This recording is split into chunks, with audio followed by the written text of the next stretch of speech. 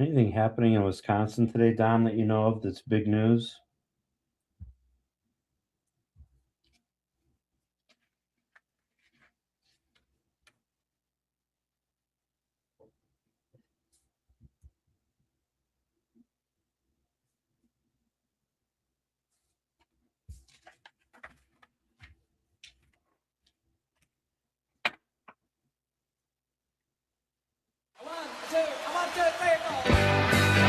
Broadcasting live from the Civic Media Studios in Green Bay, this is Nite Lite with Pete Schwaba, your inside source on everything entertainment from Wisconsin to Hollywood. Whatever gets you through the night, it's all right. And now, a guy who appreciates a nice hot meal at a fair price, Pete Schwaba. Hey, welcome to Nite Lite, everybody. Happy Wednesday. You are halfway through the work week, my friends, and the weekend is upon us, and there is going to be so much to do, but we've got so much to talk about tonight on Nite Lite because first and foremost, I would like to introduce the lovely and talented Dom Lee, who is in for Conrad tonight. Conrad is under the weather. He is ill, as they say in certain circles, and he's taking a well-deserved sick day. Dom, his temperature was 112 last night, so we just thought it would be best to 112. To send him packing. I'm sure he's doing fine tonight, though. How are you, sir? I'm not doing too bad. I love being on this show. I love being on Nite Lite. I'm on other shows on the Civic Media Network, but this show always gets me going. And you want to know why? It's because of you, Pete. So thank you. Thank you for being here. I've made you blush tonight. So listen, buddy, that's it is great to have you. We've worked together several times now, and it's always fun. And you have made the rounds of the Civic Media shows. You hosted or produced John and Gordy. And what are you doing now? What are your daily duties now? Now my daily duties, I kind of go back and forth with another producer, Parker Olson, who is on Mornings with Pat Kreitlow. Sure. Yeah, we kind of switched back and forth now, doing Civic Media Mornings in the mornings. And it's been really fun. Hold on. Civic Media Mornings airs in the mornings? Who would have thought? I find that strange. So you got Greg Bach, the awesome Greg Bach. That's cool. Okay. So you're looking good, buddy. Are you staying healthy? Because I would hate to have you go down halfway through the show and then have to bring in Parker or another producer, because that would be tough. Yeah, I'm doing pretty good. I had a couple New Year's resolutions that I did. I'm starting to work out more. Eat more, eat healthy. I after work, I'm not going to fast food. Culver's has me in a chokehold right now. So I would say eating healthier, making my own meals. But overall, Pete, I'm doing pretty good. I'm glad to hear that. What do you make at home? Like, what meals are you making when you make dinner at home? Well, recently I just made steak. All right. Okay. With mashed potatoes. I make let's see, some spaghetti, some homemade lasagna. So very Italian sort of meals, maybe besides the steak. But I make a lot of good hearty meals, to really build my fat. You are an all-American kid, Dom. And I say kid. When I say kid, I mean adult. But that's fantastic. And you are Italian, correct? Like you're like of that famous Chicago Italian breed where you make spaghetti, you make your own pasta. You probably have your own pasta maker at home, I would imagine. I do, yes. And people have called me the Italian stallion, which I don't know how much I like that, but I'll take what I can get. You could do a lot worse, Dom. Listen, if it makes you feel better, I'll call you the Italian medallion. Do you like that? Whatever. Listen, I want to make you comfortable. So yes, please. I love that nickname. We'll get through this, buddy. And I'm glad have you stayed healthy this winter for the most part? Are you keeping illness at the door? Yeah, I haven't gotten sick, knock on wood. I haven't gotten sick in a year, a little over a year. Now I haven't gone to the doctors in a while, but I think so far from what my parents say, I'm pretty healthy, Okay. No issues. That's good. Well, good for you. Well, I'm happy to have you. It's great to work with you once again. And Conrad, if you're listening, and I seriously doubt you are, get well soon and take care of yourself, buddy. But we'll hold down the fort here while you're gone. We've got news, sports, and weather coming up in just 20 minutes, folks. Civic Media's news team will keep you posted as we always do. That is coming up at the bottom of the hour. Great show tonight. We've got really fun guests. Joining me at 5:35 tonight will be Marv Wall. Marv is the executive director of the Mulva Center here in Green Bay, a great museum. We've talked about it before on the show. They have outstanding exhibits, a great space, and Marv is going to join us at 5:35 to tell us what's going on. And I feel bad for saying this. I still have not been to the Mulva Center, and I think they show great movies. They have great exhibits. It's just a dynamite facility. So one of these days, I will make it over there. But Marv will tell us what is happening. And Dom, Marv has kind of a name like you, kind of an old school name, Marv, Dom. Mhm. You guys look like you sound like you should be hanging out together at a social club. And I don't know, those are great names, Dom and Marv. Yeah, I love Marv. I think, I probably have a third uncle named Marv somewhere down the line, but I like that name. I feel like I can be good friends with them. All right. Maybe during the Absolutely. show, I get a drink after the show with them. Who knows? See what you do during the breaks, kind of cozy up. Maybe before you know it, you guys will be palling around Marvin Dom. It's a great name. I'm excited to have Marv on the show for the first time. Then in hour number 2 at 6:35, the awesome Jim Healy will be here. Jim Healy is one of the programmers of the Wisconsin Film Festival and UW Cinematheque there in Madison. Dom, have you been to UW Cinematheque? I have never. I have. I'm going to be ready just as much as you are. I have no clue what that is. No. It is well, I've been there. I've hosted Mm. Q&As there, and I've seen movies there, and it's just a phenomenal facility right there at Vilas Hall in Madison on University. It's a free program, and they screen great films, classics, some new movies. They have great Q&As there, and it is open to the public. So if you're a movie buff, definitely check out Cinematheque. And Jim will be here. He's one of the programmers. He also programs, or is one of the programmers of the Wisconsin Film Festival. So we'll talk to Jim and see what we can expect maybe at this year's festival, which is just around the corner, believe it or not. And we will talk movies. Jim, one year on Facebook, mentioned that he had watched 735 movies in 1 year. And I found that amazing. And that is pretty typical for him. So he's a big time cinephile. And we'll have a great discussion about movies with Jim Healy at 6:35. And then at 7:20, Patty Vasquez, ladies and gentlemen, brings the funny. You've probably seen Patty. If you've seen her, it's probably been at a Wisconsin comedy club. She is a longtime stand-up comic. Now she's a radio host as well. She's had a remarkable career, and she's very funny. She's going to be working Memories Ballroom in Port Washington. So we'll talk to Patty about her upcoming date here in Wisconsin. She is a lot of fun, and we're from the same hood, more or less, in Chicago. So I'm excited to connect with my old pal Patty. That will be a lot of fun. Dom, if I had to tell you who the highest grossing actor was in the history of Hollywood, would you have a guess? Would you even know where to start? I might have one guess, maybe. Fire away. Tom Hanks, probably way off. That's a great guess. Well, I mean, listen, if someone had asked me that question, I probably would have said Tom Hanks, Tom Cruise, Harrison Ford, maybe Scarlett Johansson. It was Scarlett Johansson, but she has been dethroned. Zoe Saldana is the highest grossing movie actor of all time. Oh, She has made her films, I should say, have made, and they're going by film grosses, $15 billion. She was in all 3 of the Avatars. She was in 3 Star Treks, 2 Avengers movies, one of the Pirates of the Caribbean, and she's probably going to stay in the top slot for quite a while because there are at least 2 more Avatar films in the pipeline. So Zoe Saldana, $15 billion. That's starting to add up.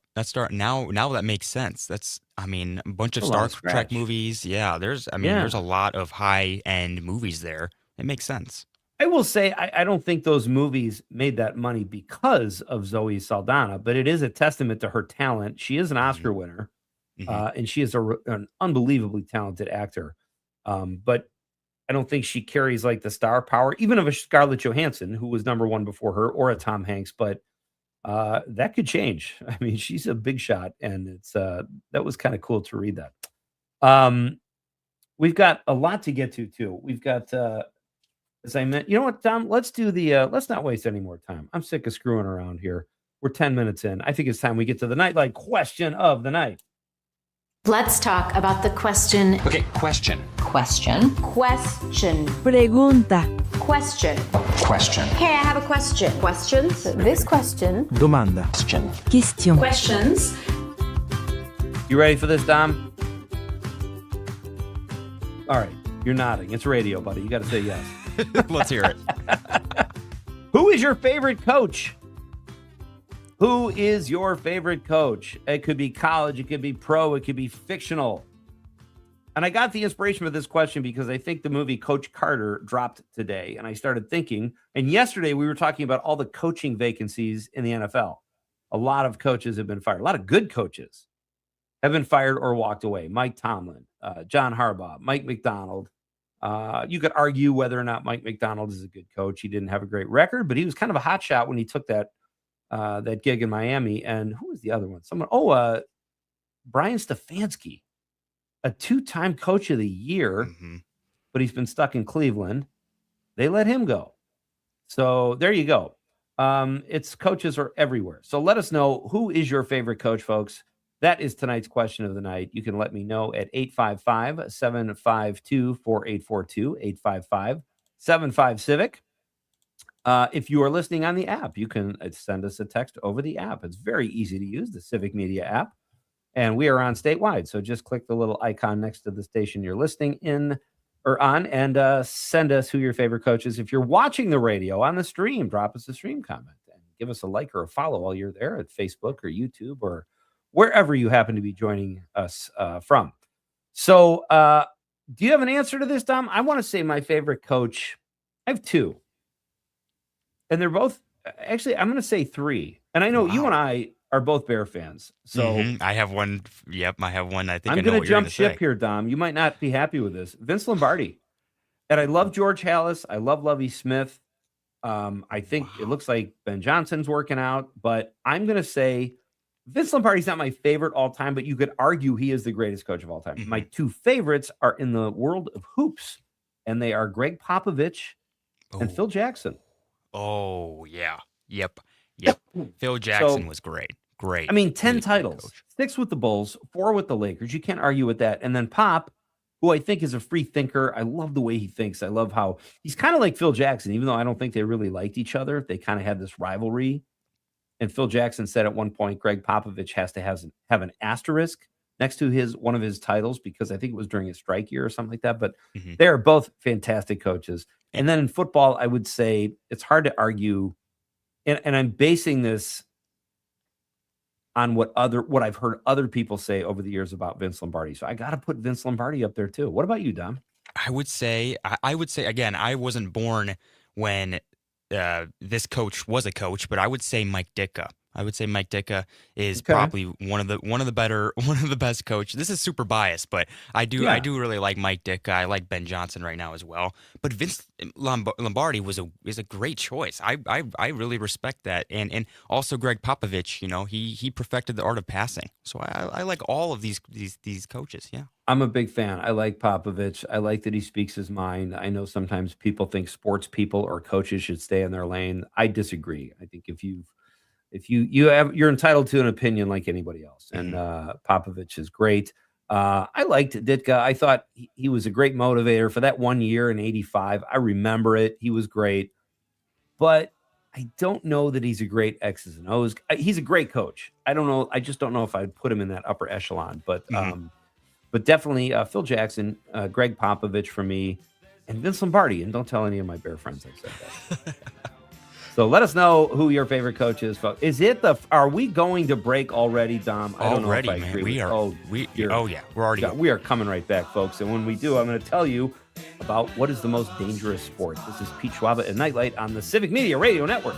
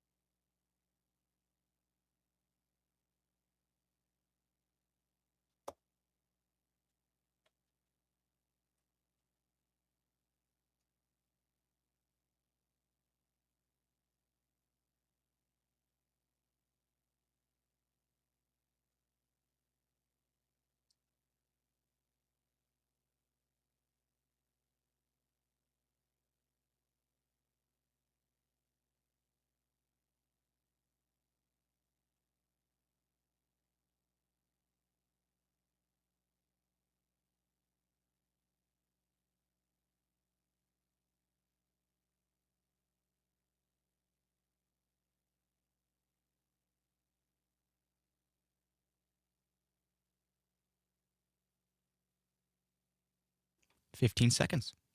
All right.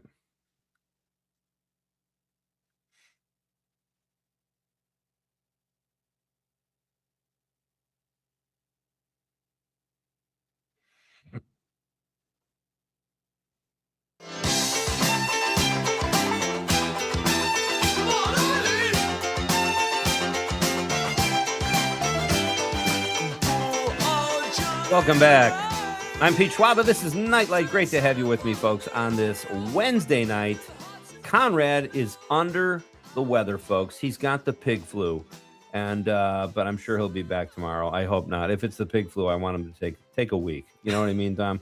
I was teasing him for having scurvy, but he just had the scratchy throat, and I looked at it myself. I self-diagnosed, and I told him to take a night off. Is that strange for a boss to do like a little brief inspection? Not at all. And in fact, it's very Okay. nice of you. You know, I appreciate that, and I'm sure Conrad does too. He's gonna be lively tomorrow. Tomorrow, let me tell you, he's gonna be up. Trying to He's gonna be save ready him to go. some money. Yeah, I don't know if he reaches deductible or not. So I'm just trying to help a brother out, you know. Hey, news, sports, and weather, folks, is coming up in just 7 minutes, so sit tight for that. This is a fun night here at Nite Lite tonight. My guests are Marv Wall from the Mulva Cultural Center in Green Bay. Jim Healy from Madison Cinematheque, UW Cinematheque is here to talk movies in the second hour and some funny. Patty Vasquez joins me in hour number 3 at 7:20. Our question of the night is, who is your favorite coach? A very important question that needs to be asked. I do want to say, Dom, I do this once in a while. People text me at the last minute when we're about to go off the air, and I miss it. And I don't like to miss texts from listeners. So last night, right at the end of the show, our question was, who is your current movie or TV crush? And Bridget from the 818 said, Officer Dante on Chicago PD. Benjamin Levi Aguilar. I think she's saying the actor's name is. Do you know that actor, Dom?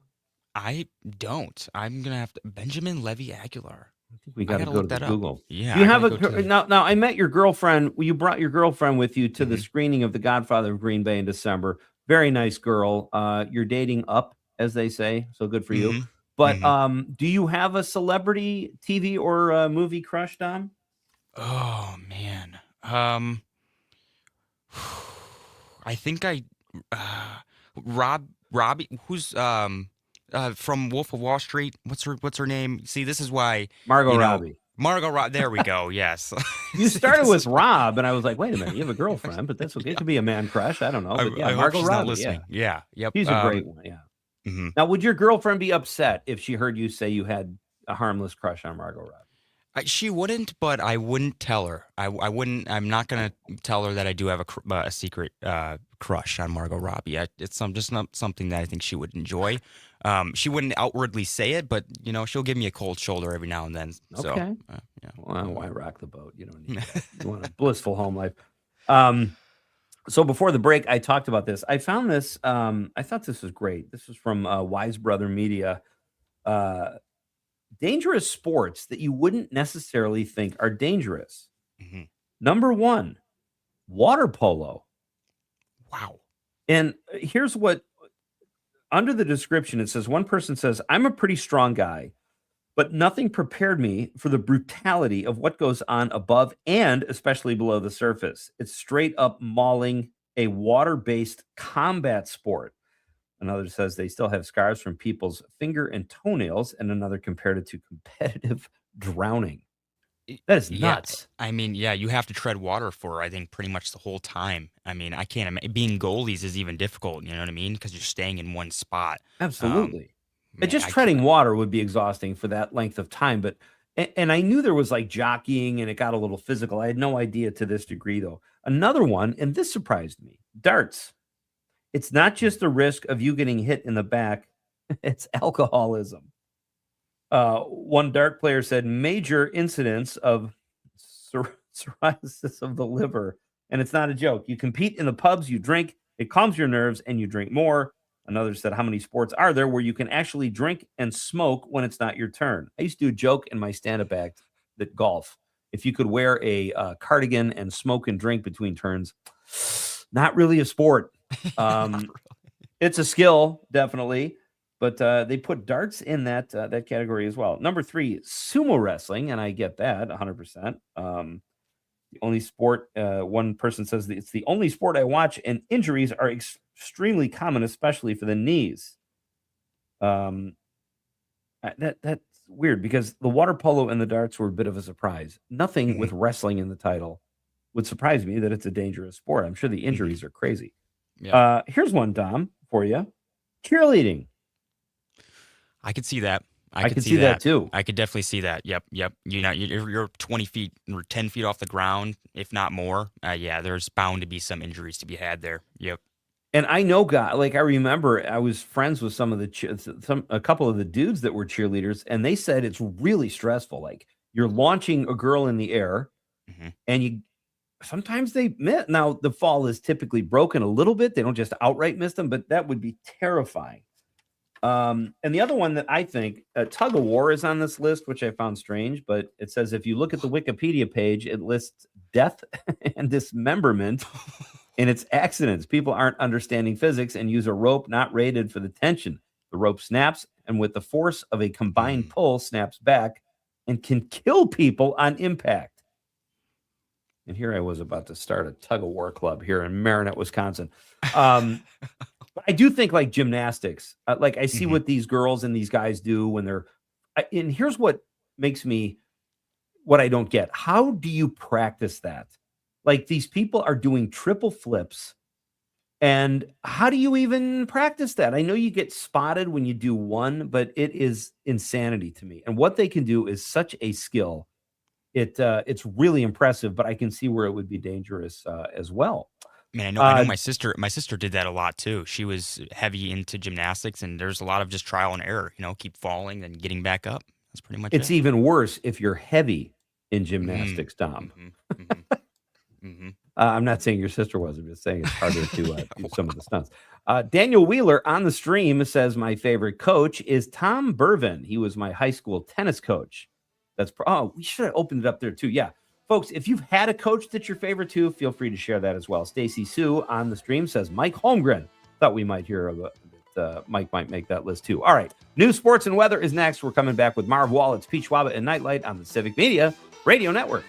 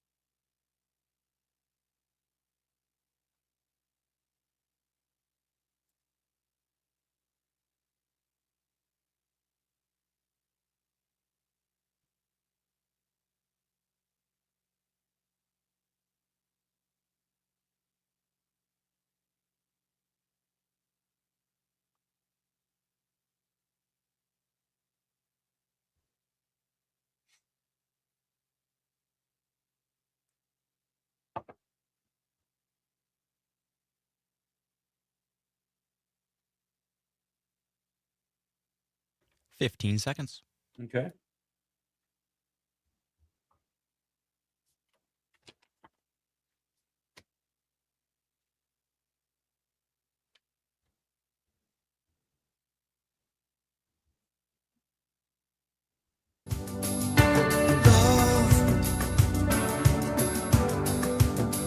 I get so lost. Welcome back. I'm Pete Schwaba. This is Nite Lite. It is great to have you here on this Wednesday night, folks. We are broadcasting live from beautiful downtown Green Bay and being produced from Madison tonight. Dom Lee is sitting in for Conrad, who is, he's got the bird flu. No, it's scurvy. I don't know. He's got the mumps. I don't know. Conrad is under the weather, folks. I But gotta he will- ask. I gotta ask real quick. Sorry. Yeah, What that's is all right. scurvy? Scurvy is like that when you lack vitamin C. A lot of guys that used to sail used to get it. Back when I was in the Merchant Marines, a lot of the guys would get. I'm just kidding, Tom, I love when you don't know. Like, for all you know, I was on ships with guys that had scurvy. No, this is years ago, and they lacked vitamin C, so they would get like these gum diseases, and it was kind of a serious thing. It was that and rickets. That was the other big illness where I think your bones just deteriorate. But even though I gave Conrad the once over and I examined him last night, I am not a doctor and I am not qualified to answer these questions. However, there is a guy about to join the show who is much smarter than me, and we will ask him all kinds of questions about really cool stuff you might see at the Mulva Cultural Center. He is the executive director there, right there in Green Bay, a beautiful, really cool facility that we have in downtown Green Bay. Mr. Marv Wall joins me tonight. Hi, Marv. Hi, how you doing tonight? Good. How are you? Really good. Well, maybe thanks a for- Seinfeld reference. Maybe it's lupus. Lupus is another great. Hey, any guest who comes on the show, Marv, and opens with a Seinfeld joke is tops in my book. So I'm even more glad you're here now. Great reference. All right. Do you have a favorite coach, Marv? Favorite coach? That's our Wow. question of the well, night. my Packers roots will probably get me to go Lambeau and Lombardi. We actually had an exhibit here that the Packers loaned us when the draft was in town, and it had the history of the Packers from 1919 on and what Curly Lambeau did with his relationships with the Press Gazette and such. You got to give him kudos for starting the best franchise in the NFL. That's a pretty hard to argue with that. And we've talked about this, and I actually said Vince Lombardi as well. I spent the first part of my childhood in Chicago. I am a Bears fan, but the two things I will say it's tough to argue with. Vince Lombardi is possibly the greatest coach ever, and the Packer Museum, the Packer Hall of Fame, I should say, really outstanding exhibit there at Lambeau Field. Yeah, I agree. And they just took what they had in storage and created an exhibit for us, and it was amazing. That's excellent.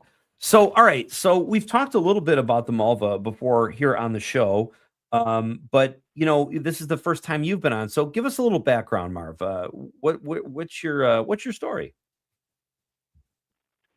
Well, the Mulva Center was started 2 years ago. I was actually on board for the construction, so I've been here for 4.5 years now. So we were 2.5 years under construction, and then we opened in December of 23. So we've just been open for 2 years. So we've only had like three large exhibits per year. So that's 6 large exhibits, and then all the other things that we have going on here too. So we're a fairly young organization. And we just made a big change this last year in our pricing model, where previously we had charged for our large exhibits and films, and now we're offering those for free for our large exhibits plus most films. There's some that we have to charge for because of the way they're contracted, but it was a big change in December, which has been a huge change for us. You talked about how long you've been there. Where were you before you were at the Mulva Center? I started my career as a CPA actually for 13 years, a local firm called Whiffley, and then worked at an engineering company for the next 23 years. So most of my career was working with accountants and engineers. So working at a cultural center is a bit foreign to me, but exercising the other side of my brain has been a lot of fun. It sounds great. I always thought like working at a museum or a theater would be pretty chill and kind of a fun gig, kind of laid back. But so all right, Marv, let's talk about some of the things you guys have coming up here. Do you guys what do you guys offer, let's say, that other museums might not? Like what makes the Mulva Center Cultural Center stand out more as a not that it's a competition. I know you guys all work together, but what's different about it?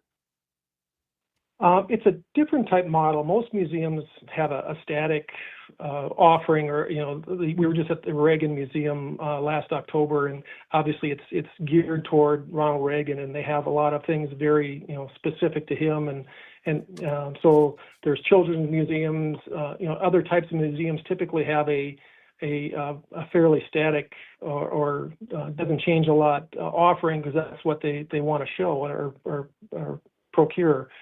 Where our content changes constantly. We typically have 3 large exhibits a year, so our offering is ever changing. So we don't want to be the place where you just come one time and say, "Oh, check the box. I've been there. I don't need to go back again for another 5 to 10 years." We want to bring you back again and again with our various varied offerings, and have it be the place where if I'm looking for something to do, Mulva Cultural Center comes to the top of the mind. That's a great answer. Are you referring to the Reagan Library in Simi Valley, California? Yep. We'll get to when we get to our exhibits. So we co-curated an exhibit with them, and it's showing there now. It'll be coming here next summer. So That is an absolutely spectacular. I've been there, and it's an incredible spot. I mean, I think, if I remember correctly, Reagan is buried there, and it Yep. overlooks like this gorgeous. I mean, it's like on the side of a mountain, sort of. And I was like, the only thing bad about that is that he can't enjoy the view because it's unbelievable, and the stuff they have there is really cool. So that's a great. It's a beautiful place, and they do a great job. They're really good people Yeah. there. For sure. Okay, so what do we have? Marv Wall is my guest, folks. He is the executive director of the Mulva Cultural Center in Green Bay. Just an absolute gem right there in Titletown. What do you have coming up? Let's talk about some of your exhibits. You've got. You want to start with films, because I love what you guys offer in the way of films, or we could just go with exhibits that are upcoming. Where would you like to start? How about we start with exhibits? That's our next biggest thing. That's kind of our main focus, I should say. Okay. We have a 10,000 square foot exhibit hall on our second floor. We just moved out Life in Space a couple weeks ago, and we're moving in the real Genghis Khan right now. So that's our next big exhibit. And Genghis Khan was kind of people either loved him or hate him. His father was actually killed when he was 9 years old, and his family then was outcast by the tribe that he was in. So he had to create some alliances, gather some other people to help fight with him, started unifying different tribes, and kept doing that until he had the largest contiguous empire in the world, and that still stands today. So he pretty much is a self-made person, and again, a lot of things we talk about today are because of him. He actually promoted trade and religious freedom, and that's one of the ways he unified his empire. He kept everybody together, that they weren't still trying to fight and get away from his empire. They wanted to be part of it. Part of it was because they were afraid of him too, because he kept trying to increase the size of his empire and was pretty ruthless in doing that. So it's a lot of history that about Genghis Khan and how he came to power and what he was able to do. I remember watching, I think it was the Discovery Channel. They talked about Genghis Khan, and they talked to these guys in San Francisco, and they all thought they were probably descendants of Genghis Khan. Like, he is supposedly responsible for millions of people being alive. Like, he did a lot of stuff, not just intimidating, but prolific, if you might want to use that word. Yes, that's a great word for it. He was, or to quote another Seinfeld, he was a master of his domain. Anyway, There's great. It says you have the largest collection of Genghis Khan era artifacts ever to tour the world. I love that that is just coming right to Green Bay. And also, you'll have live Mongolian musical performances and a chance to speak with the artist. Is that part of Malva's sort of modus operandi too? Is that it's more interactive like that? Exactly. Each exhibit has its own uniqueness, and this is our first one where we'll have live performers in it. So there's always something different or something new that is with each exhibit. Dinosaurs are dinosaurs. We had a lot of animatronic dinosaurs. The Lego exhibit had things that you could do and kind of lose yourself in Legos for an afternoon if you want. This one, has a lot of history, but then it has live performers that will be in our exhibit hall every day for performances. There'll be singing, there'll be calligraphy in period clothing. So it'll be a neat exhibition. You have one coming up too. It's a ways off. It rolls in June. But Cowboys History in Hollywood. I spent years in Southern California. I'm a writer, and I'm fascinated by Will Rogers. We've been to that museum before, so that exhibit really jumped out at me. It looks like it's just a lot of fun. What can you tell us about Cowboys History in Hollywood? Speaking of Ronald Reagan, that's a Right, that's another first for us. We co-developed that with the Reagan Museum. So that one had premiered in October at the Reagan Museum. It'll be going through April of this year, and then they'll pack it up and ship it to us. So it'll be running here June 10th to 12th. We'll have a member-only preview, and then June 13th it's open through September 7th. Very neat exhibit. I got to meet a lot of the people that put the exhibit together, and they're very passionate about they have really great connections out there with different museums. With the Ronald Reagan portion of it, they really didn't emphasize in their exhibit, but when it comes here, they're going to send us an extra section just for the connection with Ronald Reagan in Hollywood. So it'll be one of the few exhibits that we get that are brand new, that it'd be the second time being shown.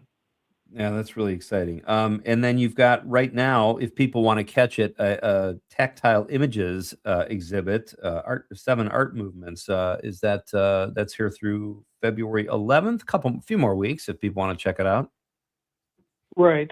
We have two exhibit spaces. One is our large 10,000 square foot hall upstairs, which we have the large exhibits. The Packer exhibit that I talked about previously, and now Tactile Images, is down in our atrium. So that's a smaller space. Those have always been free for people just to come in and view, and they're just in the open space. In our exhibit hall, it's museum quality, so there's no outside light and external light sources and things like that you need to have for museum quality. Whereas the things in the atrium typically are a different level. So the Tactile Images will be here through February 11th, and then we'll change that over to Where Children Sleep from February 18th to April 15th. And that is about how everybody is different. People live differently, and it kind of focuses on the children and how they go about their lives. So it's about different people and kind of focuses on the children. That's great. Marv, we're going to do a very short break. We'll come back and have a few more minutes with Marv. He's going to tell us what films we can see at the Malva. News, sports, and weather coming up in 10 minutes. I'm Pete Schwaba. This is Nite Lite on the Civic Media Radio Network.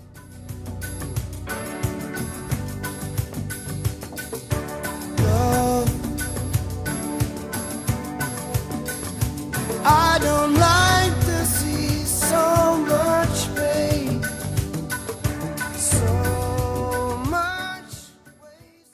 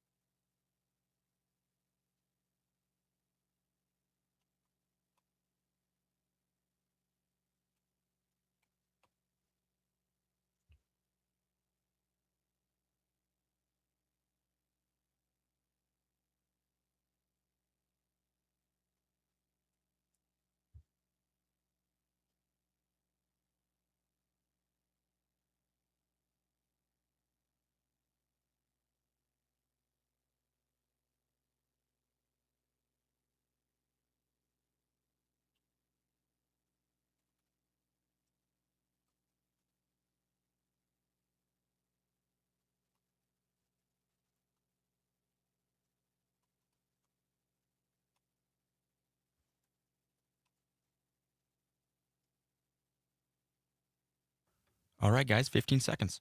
All right.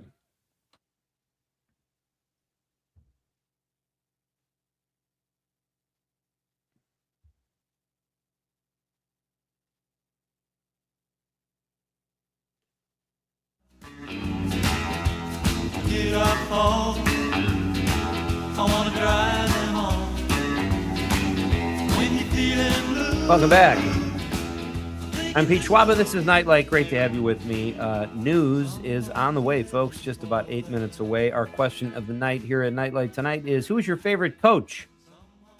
And it can be a fictional character, like Coach on Cheers, or Craig T. Nelson, or Denzel Washington, or Remember the Titans. If you had a high school coach, any coach, all options are on the table.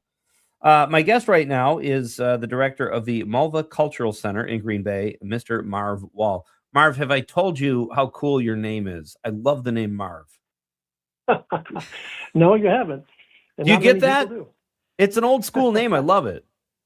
It is old school. Yeah, there's not many Marvs out there, but No, it's very cool. I was saying because Actually, the producer tonight is Dom. I like Dom and Marv. You guys sound like you should be hanging out at a social club like in the 1960s or something. It's fantastic. Marv will get a beer after this. How about that? We'll hey, do some. sounds great. There we go. We can talk about another great coach, Marv Levy.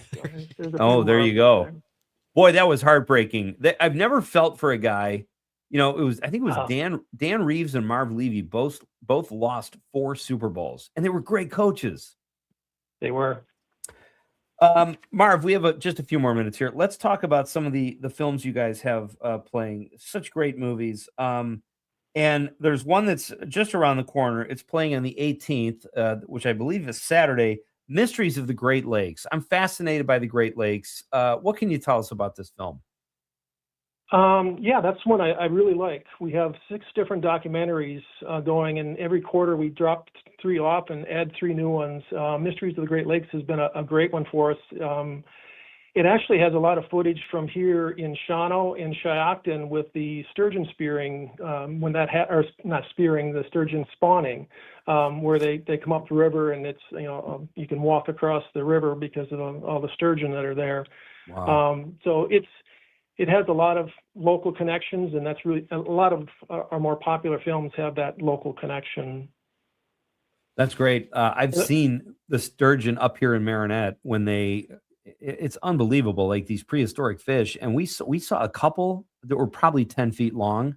They're absolutely fascinating. And I didn't realize that that's what that film featured. So that sounds like a really cool. Now, if people wanted to see that, Marv, where would they go? Do they just show up and pay, or should they buy tickets ahead of time? Those are free. Okay. Wow. We do recommend that you register for tickets ahead of time, because with our new model, we're very popular now. So there's a lot of people that want to see the different films. So on the website, you can register for the tickets there. That one shows pretty much every day at a different time. Our 6 different documentaries will rotate different times. So if you go on our website and just register for the tickets, there will be no cost. But we have 200 seats in our auditorium. We just want to make sure that we're not oversold. Wow. And then the same with the large exhibit. We do the same thing. We only allow so many people per hour, half hour to go through the exhibit so that we can make it safe and a good experience for everyone.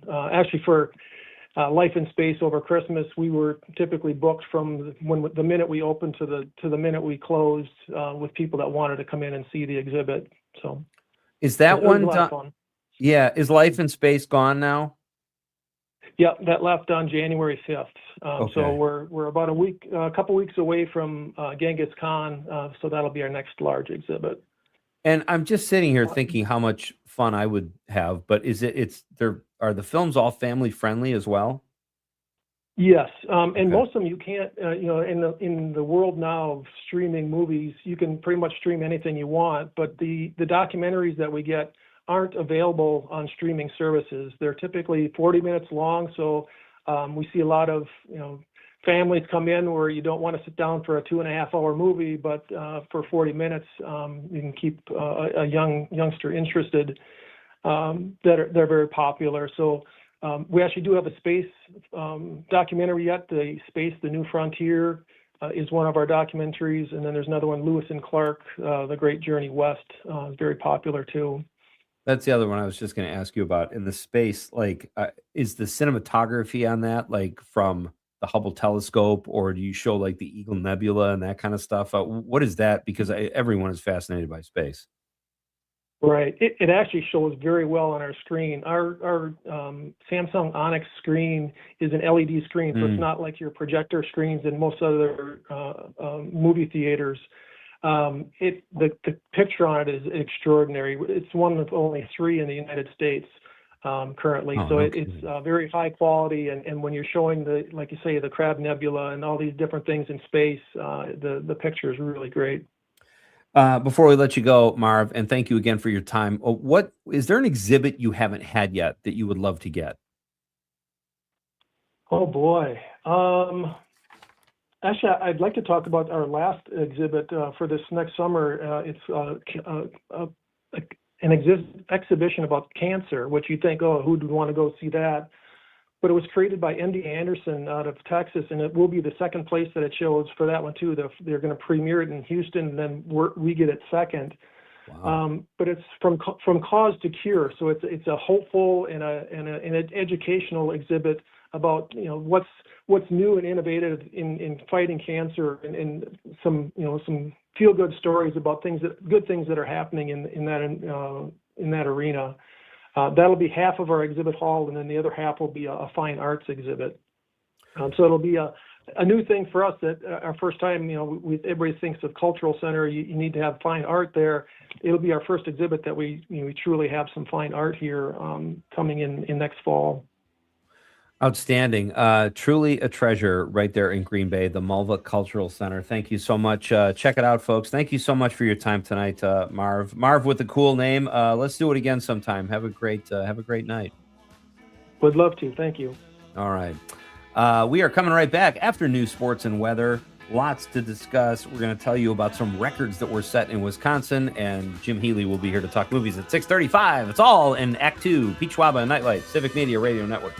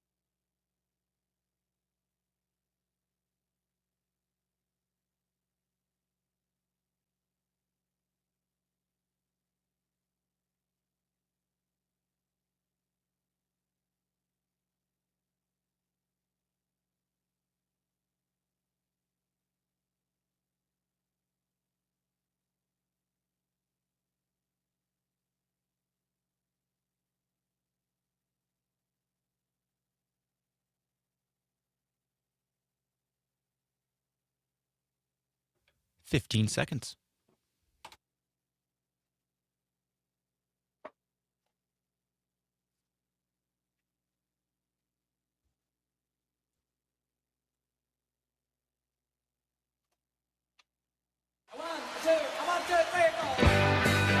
Broadcasting live from the Civic Media Studios in Green Bay, this is Nite Lite with Pete Schwaba, your inside source on everything entertainment from Wisconsin to Hollywood. Whatever gets you through the night, it's all right. And now, a guy who once tore his ACL playing chess, Pete Schwaba.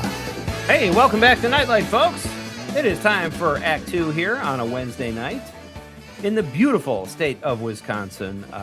It is great to have you with me tonight. Wherever you're joining us from, welcome. Lots of fun here tonight. If you missed the first hour of the show, we talked to Marv Wall, a guy with a really cool name. Dom, would you agree? I would. Like I said, I got to get a beer with him. And he agreed, too. So, this is a win-win. Yeah, now it's awkward. Now who's going to take that first step, right? I know, yeah, and then he just left instantly after, but that's okay. No, he was a lot of fun to talk to, and that is the voice of Dom Lee, who is filling in for Conrad tonight. I just confirmed what Conrad has. Conrad is out sick tonight. As it turns out, he has gigantism. So that's a tough one. I don't know that he'll be back tomorrow. It takes a while to kick it and to have everything come back into shape and size, but if anyone can do it, the guy who can bench almost 300 pounds can do it. Conrad will be just fine, folks. No need to worry about Conrad. So we'll confirm that too. There might be an update later in the show as to what Conrad is battling. My guess is it's kind of what I have, but maybe a little worse, just scratchy throat, cold, cough, that kind of stuff. But 'tis the season, and Conrad, get well soon. Dom Lee, it is great to work with you again, and let's make this, we're talking about coaches tonight. Let's make this a Notre Dame moment where we tap the sign and say, let's do radio like a champion for this second hour. Third hour, we can slack off, but let's really kick some ass the second hour. Let's do it. Let's do it. Okay. Yep. So if you missed the first hour, folks, check it out at civicmedia.us. Marv Wall was here. He was a lot of fun to talk about. And that Mulva Cultural Center in downtown Green Bay is just a really cool space. So definitely check that out. We also discussed dangerous sports, water polo. Who knew it was dangerous? And darts as well, because there is alcohol involved. My guest this hour is is Jim Healy. He will be here at 6:35.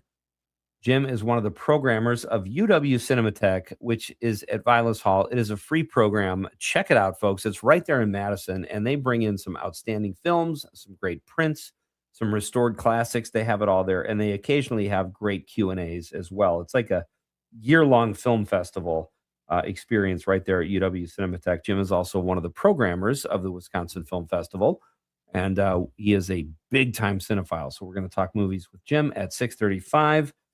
Later in the show, Patty Vasquez, very funny comedian, will be here, and she is now also a columnist and a radio host, and I think she is a plumber. I'm kidding. She does all kinds of stuff, though, folks. It'll be great to have Patty here, and that's at 7:20. And I think Con. Oh, look what I did. Oh, man. I'm sorry. It's Dom, Con. It's those two are. I encourage one of you to change, because Tom and Don, I don't know. You just did this too, Dom. Was that the 6-7? No, I didn't. I didn't do it like that. Oh, I knew you were going to say something there. I knew you were going to say it. Listen, that cracks me up. I saw what South Park did with 6-7 a couple weeks ago when I watched the season finale. Hilarious. My wife is a kindergarten teacher. Even the kindergarten kids are getting into the 6-7 stuff, and they go 6-7. If anything, they're getting in more to it than 20 to 30 or higher, 20 higher. I mean, every younger generation kid is just they're getting obsessed with it. It's too much. It's way too much. It's really strange, because my wife is a kindergarten teacher, and she says that she kind of talks. And for those of you not watching on the stream, we're moving our hands like kind of up and down each hand. That's the sign, the universal symbol for the phrase 6-7. And my wife talks like that automatically, and these kindergartners will give each other looks like side eyes, like she's doing 6-7, like kindergartners cracking up, and that cracks me up. I think it's a really funny thing. if I was a kindergartner, I would be doing the same thing. Absolutely. Yeah. It's What else it's a do you have good to look meme. forward to during the day? A snack, a nap? Come on, get some 6-7 action there. But let's reintroduce our Nightlight question of the night. Let's talk about the question. Okay, question. Question. Pregunta. Question. Question. Hey, I have a question. Questions? This question. Domanda. Question. Questions. Who is your favorite coach? And just to reiterate, folks, it could be a real coach, college, pro, any sport, high school, you name it. Maybe a coach you had, a fictional coach like Coach from Cheers, Coach Carter, Coach, what was his name in Remember the Titans, or the coach from Rudy, whatever. Gene Hackman from Hoosiers, that's a great coach. Let us know who your favorite coach was. You can let us know on the text line at 855-752-4842, 855-75-CIVIC. You can also text us on the app, or if you are watching the radio on YouTube, Facebook, or X, you can drop us a stream comment. We like to read stream comments as well, and we love that there are people out there viewing the radio. That's always fun too. So let us know. We've got some clips here too. Dom, I got his name right this time. I didn't call him Conley. That's a great sounding name too, though, Dom. It is. Yes, I gotta meet up with Conrad and talk about that. Yeah, that sounds better Mm-hmm. than Dom Krieger. Although Dom Krieger sounds kind of cool too. It doesn't. Yeah. People say Dominic. You can just switch. You can just switch the full government name if you want. Dominic Krieger, full government name. Love it, buddy. All right, let's hear one of these clips. I tasked Dom with finding great coach clips, and I recommended Bobby Knight because he's always a good one. The other one is Dennis Green, and you found. Let's start with the one you found. Okay, tell us about this clip. Yeah, this is Mike Gundy. I think he was an Oklahoma State football coach. I don't remember the exact date, but he was mad at the media press for, kind of harping down on his young players, and he wanted it to harp down on himself. So let's take a listen. That's why I don't read the newspaper, because it's garbage, and the editor that let it come out is garbage, attacking an amateur athlete for doing everything right. And then you want to write articles about guys that don't do things right and downgrade them, the ones that do make plays. Are you kidding me? Where are we at in society today? Come after me. I'm a man. I'm 40. I'm not a kid. Write something about me or our coaches.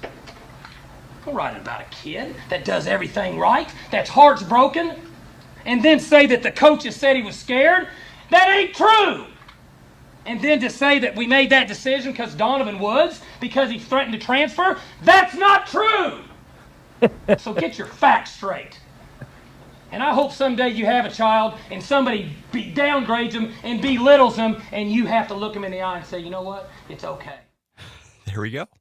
I actually love that. Sticking up for his players, that's great. Yeah. That's a great clip. I loved it. There's an iconic little piece in there. I'm 40. I'm. Talk to me. I thought that was really funny. I just thought it was really funny. I love a coach. First of all, any coach with a Southern accent goes up a couple points. They're always more fun to listen to. And I just love that he stuck up for his players like that. We've got a text from the 715. Christy says, Ted Lasso. I'm not surprised we heard Ted Lasso. People love Ted Lasso. Great choice, Christy, and thank you for listening. Hope everything is doing great there in Eau Claire tonight. It's great to have you. 608 says, Tony Dungy, totally classy. That's a great one, too. Super Bowl winner. Dom, do you remember that Super Bowl? I do. Briefly. Again, not terribly, but I remember it. I remember a little bit. Yeah, you beat our Bears, buddy, in 06. That was. I try to forget about it. Yeah, that's right. And it was kind of. It's really weird. Peyton Manning, I know people love the guy. I'm fine with him. I don't love him, but he's got 2 Super Bowl rings. But in a Super Bowl, in a big game, I would take his brother. Eli took the Super Bowl. They won. His teams won because of his play. Mm-hmm. Peyton Manning kind of backed in. I don't know if you remember this, but in 06, the Bears beat themselves. They fumbled. Cedric Benson fumbled. Rex Grossman threw a pick. It was raining. And Indy won. They won the game, no question. I'm just saying it wasn't because of Peyton Manning. Same thing with when he went to Denver. So great regular season quarterback, decent quarterback in the playoffs, but I would take his brother. I like that. I 100% agree with you. In Denver, they had one of the best defenses ever assembled. So that makes Von complete Miller. sense. Yeah, Absolutely. Von Miller's So a demon. that's a great choice. 608. Thank you. Tony Dungy is a classy dude. 715 says John Ratzenberger. Oh, this is in regard to what we were talking about earlier with Zoe Saldana being the highest grossing movie actor ever.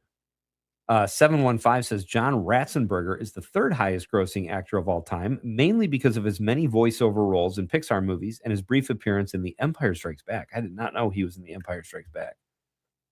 But yeah, he was in the Toy Story movies and very funny too, John Ratzenberger. Of course, I like him as Cliff Clavin, who played opposite his counterpart, Coach, who is Coach Ernie Pantuso from Cheers, is probably my all-time favorite fictional coach.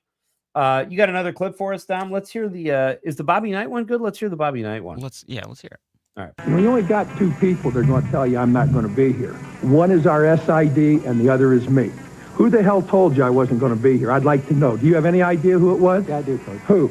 I'll point them out to you in a while. They were from Indiana, right? No, they're not. No, weren't from Indiana, and you didn't get it from anybody from Indiana, did you? Could we please address No, I'll handle this the way I want to handle it now that I'm here. You it up to begin with. Now just sit there or leave. I don't give a what you do. Now, back to the game. Who's got a question? That's it. He was such a jerk, but he's a good coach. Yeah, he sounded terrible. I wouldn't want to talk to him at all. Oh, he's awful. But look, the guy, you can't argue with success. I mean, he was a great coach for his time. That guy, he would not be a coach by modern day standards. He was just too, I mean, he would hit his players and stuff like that. He would hit his players? Oh yeah, he would totally he had some issues. He was like kind of a coach of the 60s and 70s, maybe I think he coached into the 80s, maybe even the 90s, but he was he kind of mellowed out as he got older, but he was very volatile. That's Bobby Knight. And we've got Monica from Mount Horeb says, couldn't narrow it down to just one. Flip Wilson in The Fish That Saved Pittsburgh. Monica, great pull. Basketball movie. I saw it in the theater in the it's probably early 80s when that came out. Walter Matthau in The Bad News Bears. That is a great one as well. And Tom Hanks in A League of Their Own. That is the text of the night. Monica from Mount Horeb. Thank you very much. Totally forgot about Flip Wilson in The Fish That Saved Pittsburgh, which is also one of the greatest movie titles in history. 608. This is Mark from Prairie to Sac says Lombardi was not only a great coach, he was a great human being. He integrated his team and insisted that his players of all colors be treated equally. He also supported gay rights. That is correct. Mark, excellent text. And pardon me, another great quality about Vince Lombardi being just kind of ahead of the curve there, too, in addition to being a great coach. Carrie from Tosa in the 414 says Ted Lasso as well. People love their Ted Lasso. Do you watch Ted Lasso, Dom? I have a little bit, yeah, and that makes sense. That's why we're getting so many feedback. He's a great coach. What can I say? I gotta say, this is not a popular stance. All right, when we come back, I'm going to tell you what I think about Ted Lasso. Not as a coach, and I'm also going to tell you about some really cool records that you might not know were set here in Wisconsin. And we'll finish reading our text. This is Pete Schwaba and Nite Lite on the Civic Media Radio Network. Nothing ever slows her down, and a mess is not allowed. Our house in the middle of our street. Our house in the middle of our house in the middle of our street.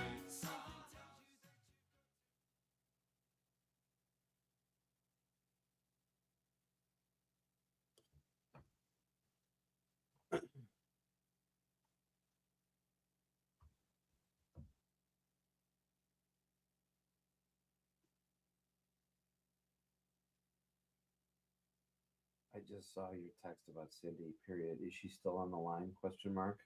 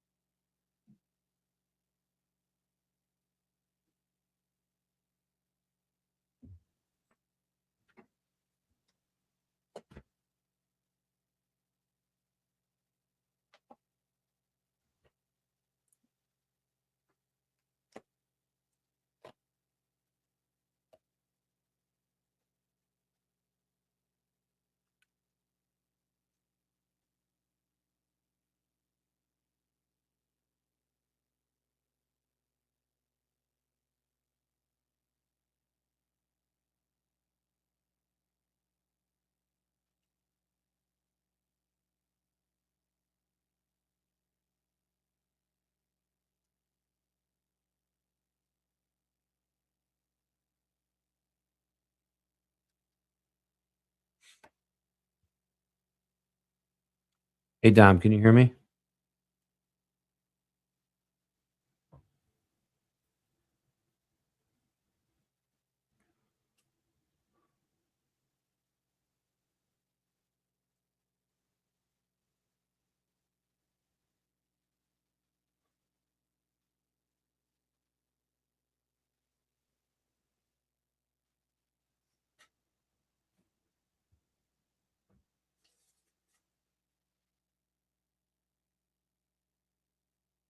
$15. Let me know if she calls back, okay? I mean, unless I'm in the middle of an interview, I'd like to get her on.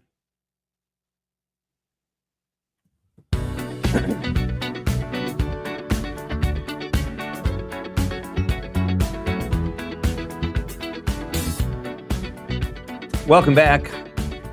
This is Nite Lite with Pete Schwaba, folks. Great to have you with me on this Wednesday night. Dom, Lee, and I are having some fun here tonight in Conrad's absence. We did get a text about Conrad's condition. We'll update you here briefly. Pardon me.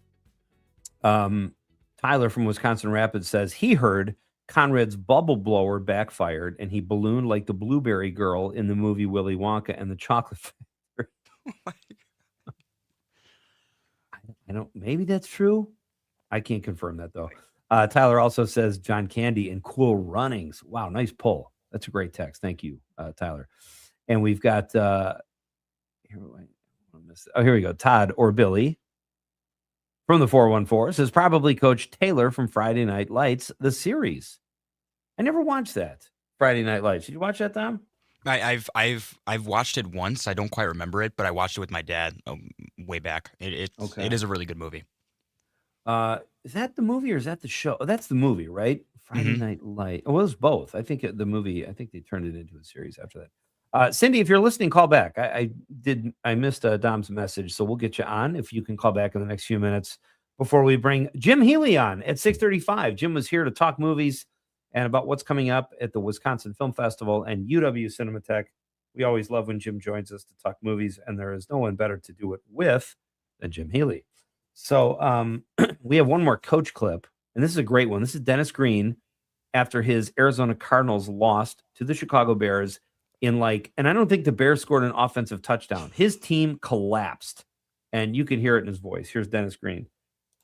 4 picks against Grossman and 2 fumbles. What did you see about the Bears? Would shut them down that way? No, the Bears are what we thought they were. They're what we thought they were. We played them in preseason. Who the hell takes a third game in a preseason like it's bull? We played them in the third game. Everybody played 3 quarters. The Bears are who we thought they were. And that's why we took the damn field. But they are who we thought they were. And we let them off the hook. Wow. Ouch. I mean, I can't even imagine losing a game like that. I remember that game. But we've got, that's our question of the night, folks. Who is your favorite coach? And going to social media, Dave Hendrick, my pal Dave Hendrick on Facebook says, Ernie Pantuso, coach. Love coach. Mike Mercury, Madison-based stand-up comedian, says, coach. Craig T. Nelson from the show, coach. Eric Rathsack from Ask Your Mother also says he was going to say Craig T. Nelson as well. You can say that, Eric. We can all share these coaches. Matt Harper also says, he says Kyle Chandler as Coach Taylor from Friday Night Lights. Another one for Friday Night Lights. Comedian Boris Hamilton, listening from Los Angeles, says Phil Jackson. We talked about Phil Jackson a little earlier. PJ, as Michael Jordan used to call him. Tim Baker says Don Knotts in Gus. I don't think I ever saw Gus. I don't think I have either. And then Tony on social media posted a picture of a purse that says Coach. Looks like a Louis Vuitton bag, maybe. Erica Larson says Jim Mora and posted a meme of that crazy Jim Mora when he kept saying playoffs. He had this crazy, weird voice.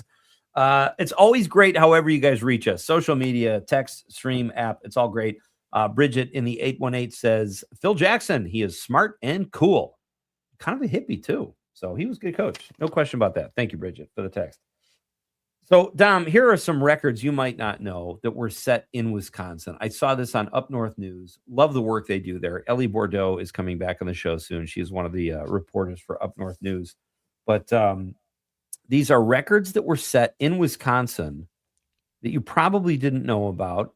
And the first one I'm going to say, this is number 7. If you go to Up North News, WI.com, the most llamas pulling a carriage. That's probably why you moved to Wisconsin, right, Don? What? I didn't even know that was a real thing. This is so crazy. Last night we had the Green Bay llama, Jason Jerry, on the show. And I thought llama in Green Bay, and this was a real thing. Mayor Jim Schmidt walked a llama over the bridge. So Jason started a Facebook group called the Society of the Llama or something like that. Mm-hmm. A weird thing to associate with Wisconsin, but number 7 on this Up North News list says most llamas pulling a carriage. It's unusual to see any llamas in Wisconsin in general, especially when there are 56 of them at once. Oh my God. I mean, what? honest I to gotta God. see this. I gotta see this for myself. There's a unbelievable. Stratford, Wisconsin resident was able to hitch 56 llamas as well as 8 ponies to a cart and break the world record for most llamas pulling a carriage. I mean, of all the records to aim for. Listen, that's the one to hit. You know, that's the one that I would love that record. You kidding me? The question is, were the llamas doing this against their will? What if they didn't want anything to do with this record? Here's another one. Number 10, most siblings to compete in a marathon. It was the Caprol family. And the siblings and Oshkosh natives ranged in ages from 18 to 44 and all completed a marathon, 26.2-mile race in under 6 hours. That's a pretty cool one. They went to Oshkosh Lords Academy. They were always good at sports when I was in high school, too. Here's another one. This was not a surprise. Largest cheese platter board. Is it any surprise that Wisconsin is home to a cheese-based world record? It is not. America's Dairyland is well known for its cheese production, so it makes sense that the state could produce the largest ever cheese platter board. The board was put together by Dairy Farmers of Wisconsin, a nonprofit organization based in Madison that markets and promotes Wisconsin dairy products. Do you like cheese, Dom? I love cheese. Yeah. That's the whole reason why I actually moved here, because I'm also originally from Chicago, but cheese is kind of what got me. Even though I do have celiac disease, it doesn't matter. Do you really? I do, But yes. celiac, is there gluten in cheese? There is. Probably. Okay, I didn't know that. Yeah, there should be. All I know is it was recently diagnosed, so. Oh, sorry to hear that. Maybe that's what Conrad has.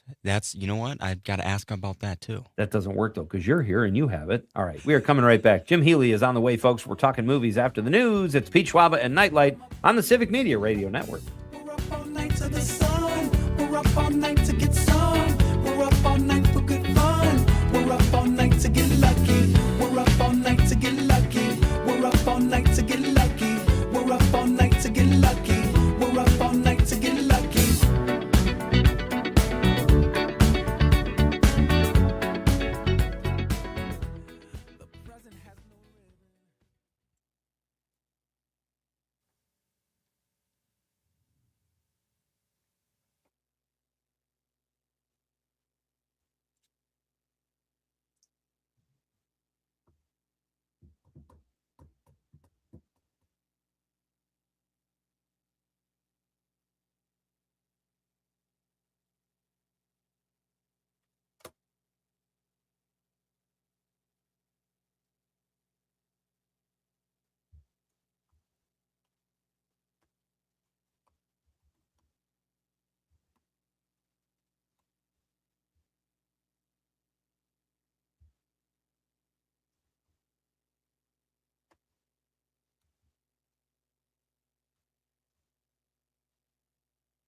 Can you just sound check?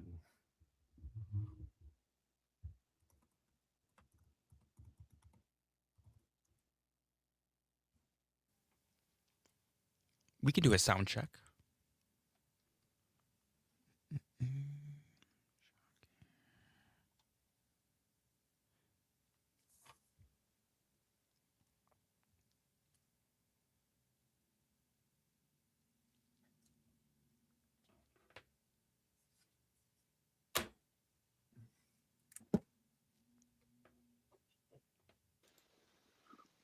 Hey, Jim. Hey. Can you hear me? Hey. Yeah, can you hear me? I'm just doing a quick sound check real quick. Okay. Right. Can you say what's your favorite kind of pizza? Oh, I love sausage and onion and a little bit of red pepper. Okay. And a little bit of hot red pepper Okay. too. How's that sound? That sounds good, and so do your mic. Your mic sounds good, and your pizza recommendations. All right. We'll be back in about 3 minutes, okay? Cool.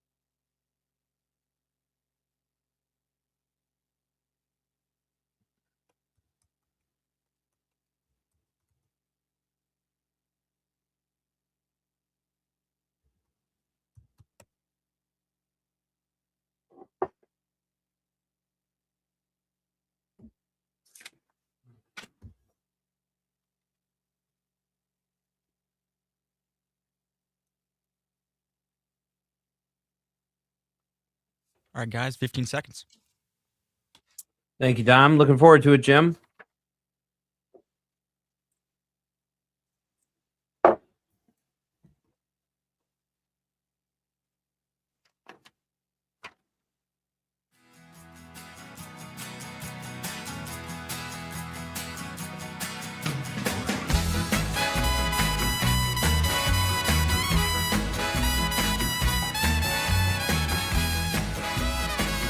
Welcome back. I am Pete Schwaba. This is Nite Lite. This is a Wednesday evening edition of the show, folks. But we're going a little farther. We have to because Conrad, we are a man down. Conrad is sick. And I just got word from another source, Dom. Conrad has alien hand syndrome. Oh, so it's not gigantism. It's not celiacs. It's not the pig's flu. He has got alien hand syndrome. I don't even know what that is. We're going to get to the bottom of it. I hope that means he can work the board tomorrow night. But if not, you need to be in the bullpen, pal. We're just going through the whole lines of things that could be wrong with him. There are probably HIPAA restrictions on this, but that's not for me to say. You know what? I'm surprised we haven't heard Mike McCarthy. We heard Holmgren, and this is Wisconsin. For whatever reason, maybe it was Aaron Rodgers, but Mike McCarthy, I don't think is as popular as he should be. And by all accounts I've heard, he is a great guy. And he delivered a Super Bowl to Green Bay. But, maybe there are McCarthy fans out there and they just haven't responded. In any event, let's get to our next guest of the night. Very excited to welcome this next gentleman. He is one of our frequent flyers here. We love to talk movies with this next guy. He is one of the programmers of UW Cinematheque and the Wisconsin Film Festival. And I believe he also coached the Packers for a stint in the early 60s, but we'll get to the bottom of that as well. Mr. Jim Healy joins us now over the stream. Hey, buddy. Hey, call me Vince Lombardi. Vince Lomhealy, I think, is you got to get that Irish out there, Jim. Vince Lumbago. There you go. How are you tonight, Jim? I'm very well, thank you. How are you? Great to have you here. I'm doing very well. Good. We have. Do you have a favorite coach, Jim? Speaking of coaches, No. that's our question of the night.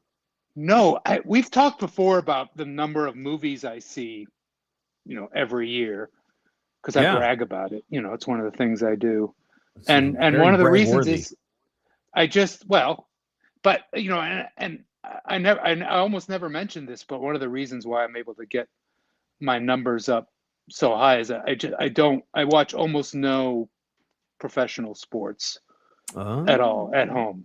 I go to sports. I go to Badgers games here, football, basketball, hockey, volleyball, and I've been to three. I went to three MLB games last year, and I enjoy it. I enjoy it live, but I don't follow it at all. Like I can't get caught up in that. I probably could if I started to, but that's just it's just one of the things.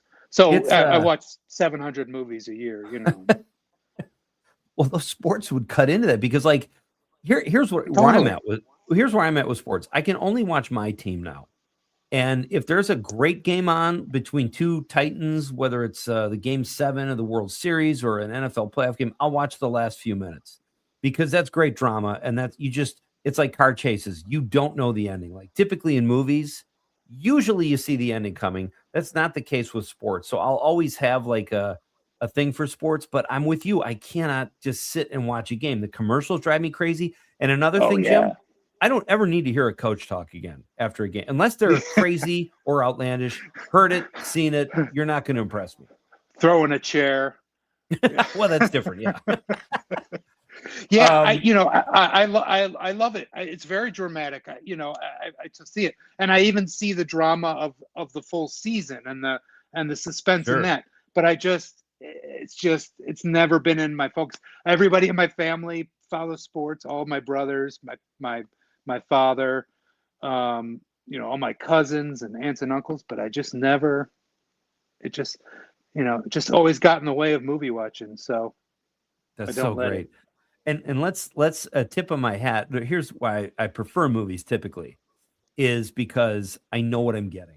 I'm going to see, especially if it's a movie I've seen before. And I know that sounds like, well, why would you put that above a great sporting event or something? Well, a movie I've seen before, I obviously, if I'm watching it again, I love it. I love everything about it typically. And I know what I'm getting. But you value surprise, especially in something you haven't seen before, right? But also in the surprise of how you're going to feel seeing something you've seen before and loved. How are you going to react to it this time? Are you able to watch it with somebody like one of your kids and see it through their eyes? And is it that much more exciting? Does it reveal itself more to you than it did whenever you last saw it 1, 5, 10 years ago, whatever? And and that's the best. That's the best. And you're right. Like with your kids, like I just watched Once Upon a Time in Hollywood recently with my daughter who had never seen it. And they pick up things that you didn't pick up. And it's like, and I'm amazed, Jim, the sign of a great movie to me is when I have seen it before, I know how it ends and I still feel the tension. Like in a scene, like for example, in Once Upon a Time in Hollywood, that scene where Brad Pitt is talking to Bruce Dern on the Spawn movie. It's so great. I know what happens. Yeah. That was supposed to be Burt Reynolds. Almost right up until they were shooting, and Burt. It was right before he died, and he was getting sick, and he was going to play Spawn. So Bruce Dern came in at the last minute and did a favor for. That's Tarantino. I love those little tidbits. To be honest, Burt Reynolds probably would have been great at that. Like they're. Oh yeah, I would have loved to have seen him in that. Yeah, and it would have been his last movie. What a one to go out on, I saw a show, Jim. I'm getting off on a tangent here, but since Burt Reynolds has been brought up, I saw it was a one-man show of some writer years and years ago, right after I had moved to LA. A guy in my building had tickets. He was like the Mike Damone of my apartment building. Mike Damone, of course, from Fast Times at Ridgemont High, but he got all these tickets. So we went and saw this writer who had written on all these great shows, and he had phenomenal stories. And one of them was about Burt Reynolds. And he said he was doing Punch Up on Smokey and the Bandit. And he was in Burt Reynolds' trailer. They were working on the script together, and they broke for the day. And he said, I'm leaving. And Burt Reynolds says, we're having a party later. Come on by. And Frank Sinatra was also in Smokey and the Bandit, I think, if I got the movie Cannonball right. Run 2. Or Cannonball Run. That's what it was. Yeah. Same difference. Anyway, Yeah, he said, exactly. he goes, you know what?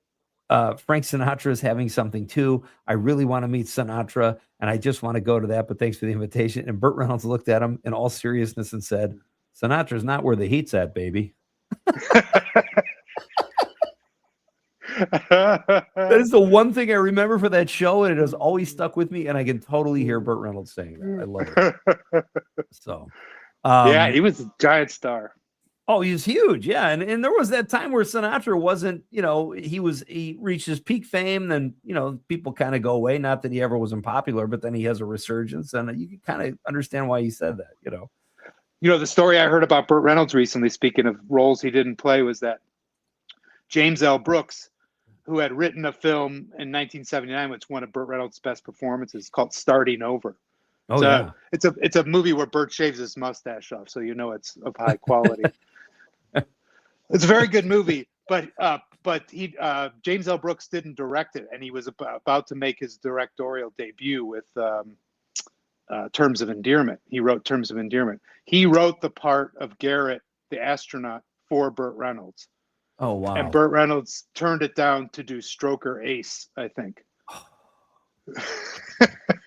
That's like a stepchild to Cannonball Run or Smokey. Exactly. I think it's the year before. Yeah, I think those were his next two consecutive movies, were Stroker Ace and Cannonball Run 2. And now that you just mentioned James L. Brooks, I have another. Okay. So a friend of mine had Clippers tickets. We were going to sit in a luxury box. Nobody cares about the LA Clippers. But we're like, oh, let's go eat the food and sit in the luxury box. It'll be great. So my friend Jeff Lewis was with us, and he thought he saw Leonard Maltin. He got all in a lather. He was blushing. He's like, oh my God, Leonard Maltin. That's Leonard Maltin right up there. It turns out it was James L. Brooks, not Leonard Maltin. And he's like, oh, and he wasn't as impressed for some reason. It was God. Brooks has got the Oscars. He's got everything. The guy's a giant. That's so great. Oh, did you see his new movie, by the way? I did see it, and it's a disappointment. Yeah, but it's still interesting. It's worth seeing. I know you and I are both mutual fans of Albert Brooks. Oh yeah, his frequent James L. Brooks's frequent collaborator, no relation. Yeah. But the best scene in the movie is in the last 20 minutes of the film, and it's a scene between the leading lady. Emma Mackey and Albert Brooks, and it's great. It's almost worth seeing the movie for. Really? But it's just it gets this feeling as soon as you start watching it, like the narration kicks in, and there's all this music kind of making up for things, and there's so many characters, and you just get the feeling that there was probably a 3-hour movie, not necessarily one that was better, and they cut it down to make it whatever it is, and it just feels like patched together. It never really gels. That's interesting. I have not seen it. When I heard it was coming out, I was like, oh, I'm really curious to see this, but I hate when I wait and hear things that are disappointing, because then I don't go see it. Yeah. No, nothing would have stopped me from seeing. He's a major filmmaker, and he hadn't made a movie for 15 years. Yeah, I think he's 85 years old. I don't know how many more he's got in him, if he's even going to try. I was very curious about it. Do you know anything about? Sorry, what, Jim? Say that again. Oh, sorry. He did a movie in 1994 called "I'll Do Anything." Oh yeah, I saw that years ago. Nick Nolte. Yeah. So the movie that came out with Nick Nolte, Albert Brooks, Julie Kavner, Jolie Richardson. It's a Tracy Ullman. It's a comedy about actors and filmmakers in Hollywood. fighting the whole idea of like test screenings and test audiences who can say yay or nay to a movie.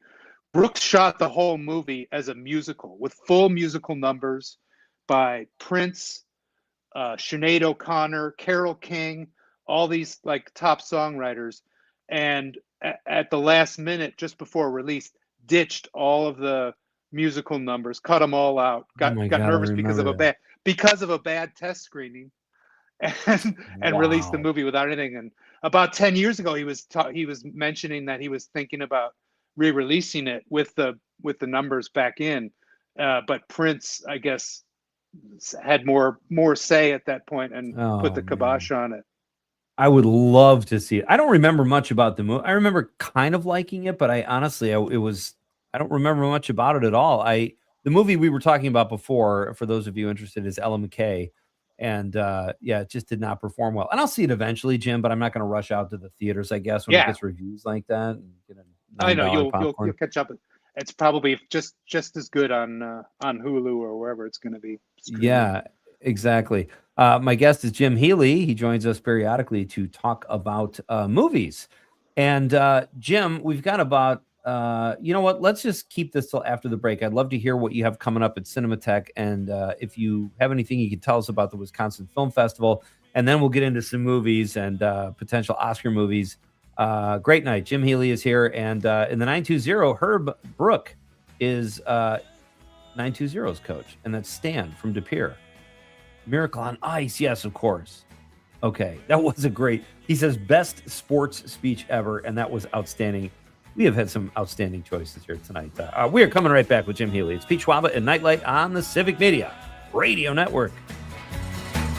Just like the sunny morning light.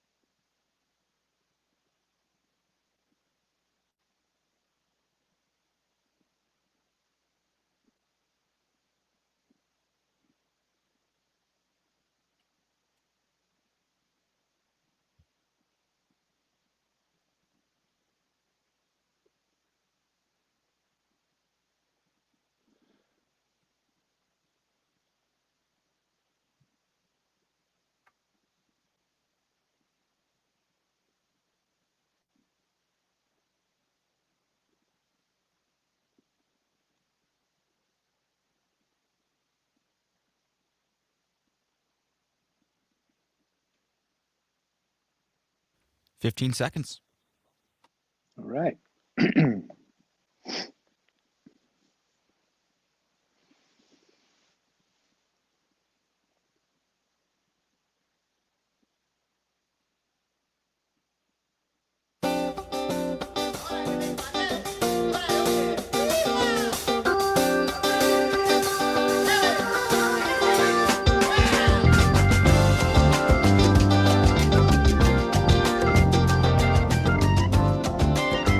I like it, Dom. Good choice, buddy. Hey, this is Nite Lite with Pete Schwaba. Great night to be here. Conrad is out. Dom Lee is bravely filling in for Conrad, who has some mysterious illness that we are still trying to get to the bottom of. But the good thing is Jim Healy is here, folks, from joining us over the stream from Madison. A fantastic cinephile and one of the programmers of UW Cinematheque and the Wisconsin Film Festival. Jim, what is coming up that you could tell us about at UW Cinematheque? And in your opinion, do people take advantage of that enough, this Cinematheque program?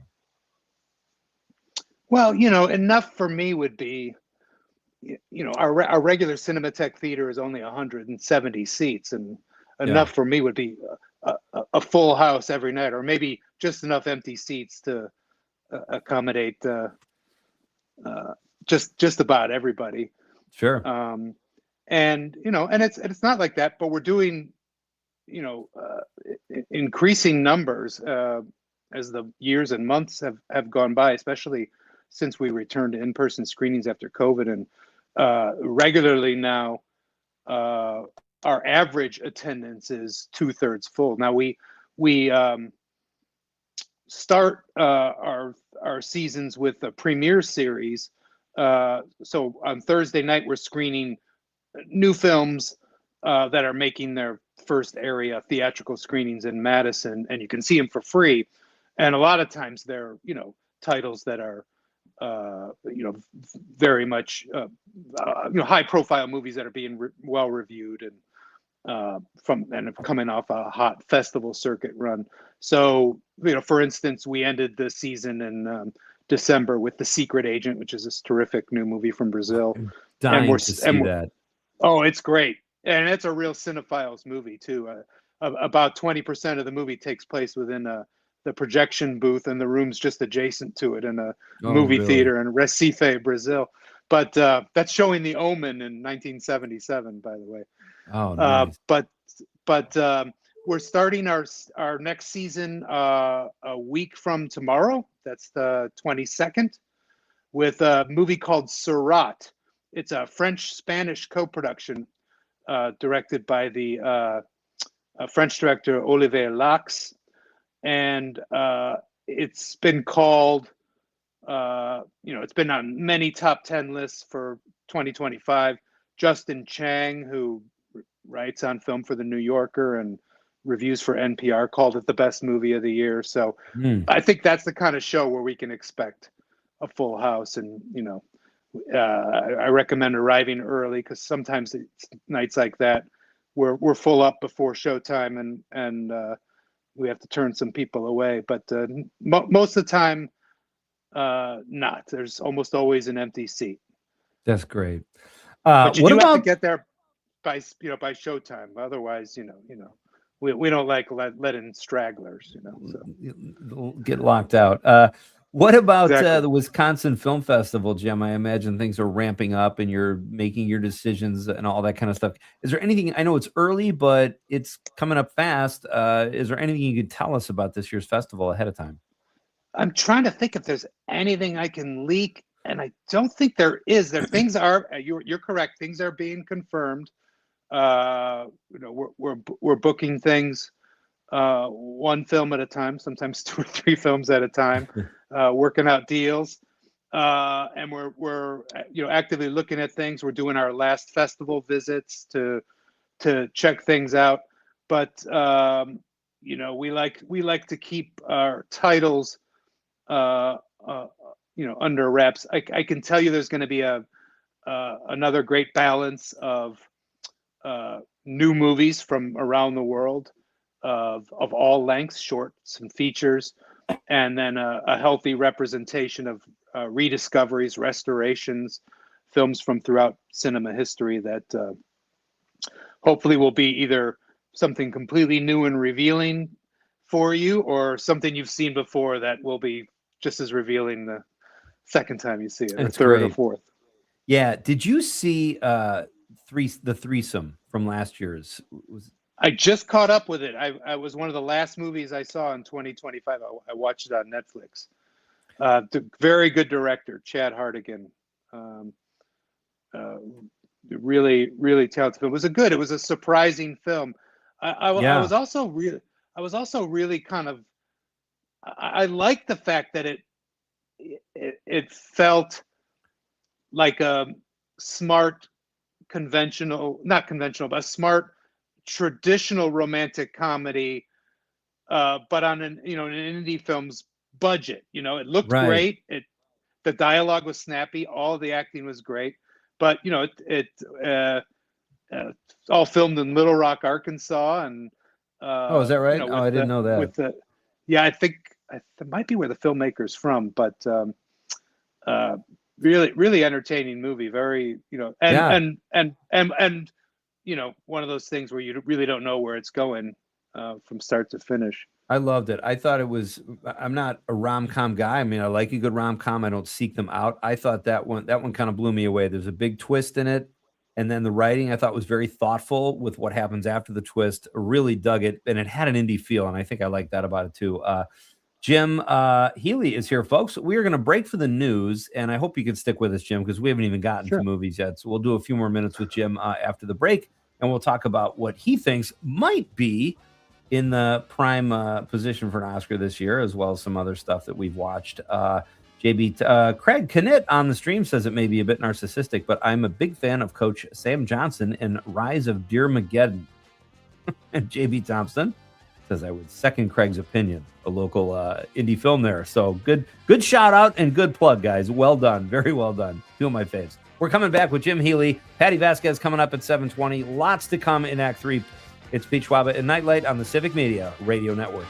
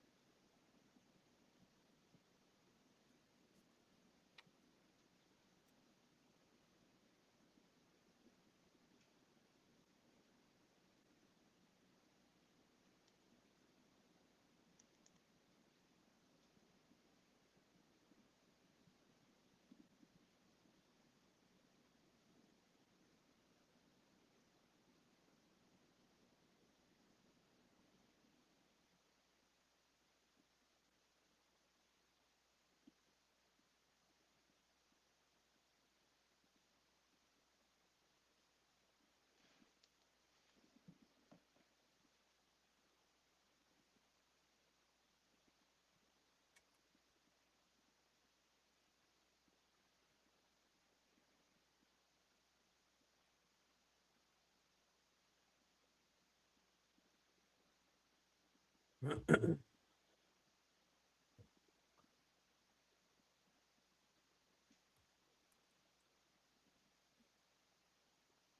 to tell you the other day, I typically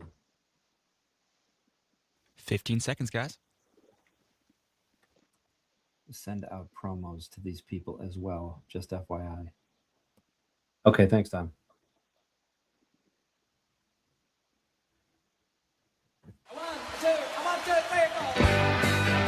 Broadcasting live from the Civic Media Studios in Green Bay, this is Nite Lite with Pete Schwaba, your inside source on everything entertainment from Wisconsin to Hollywood.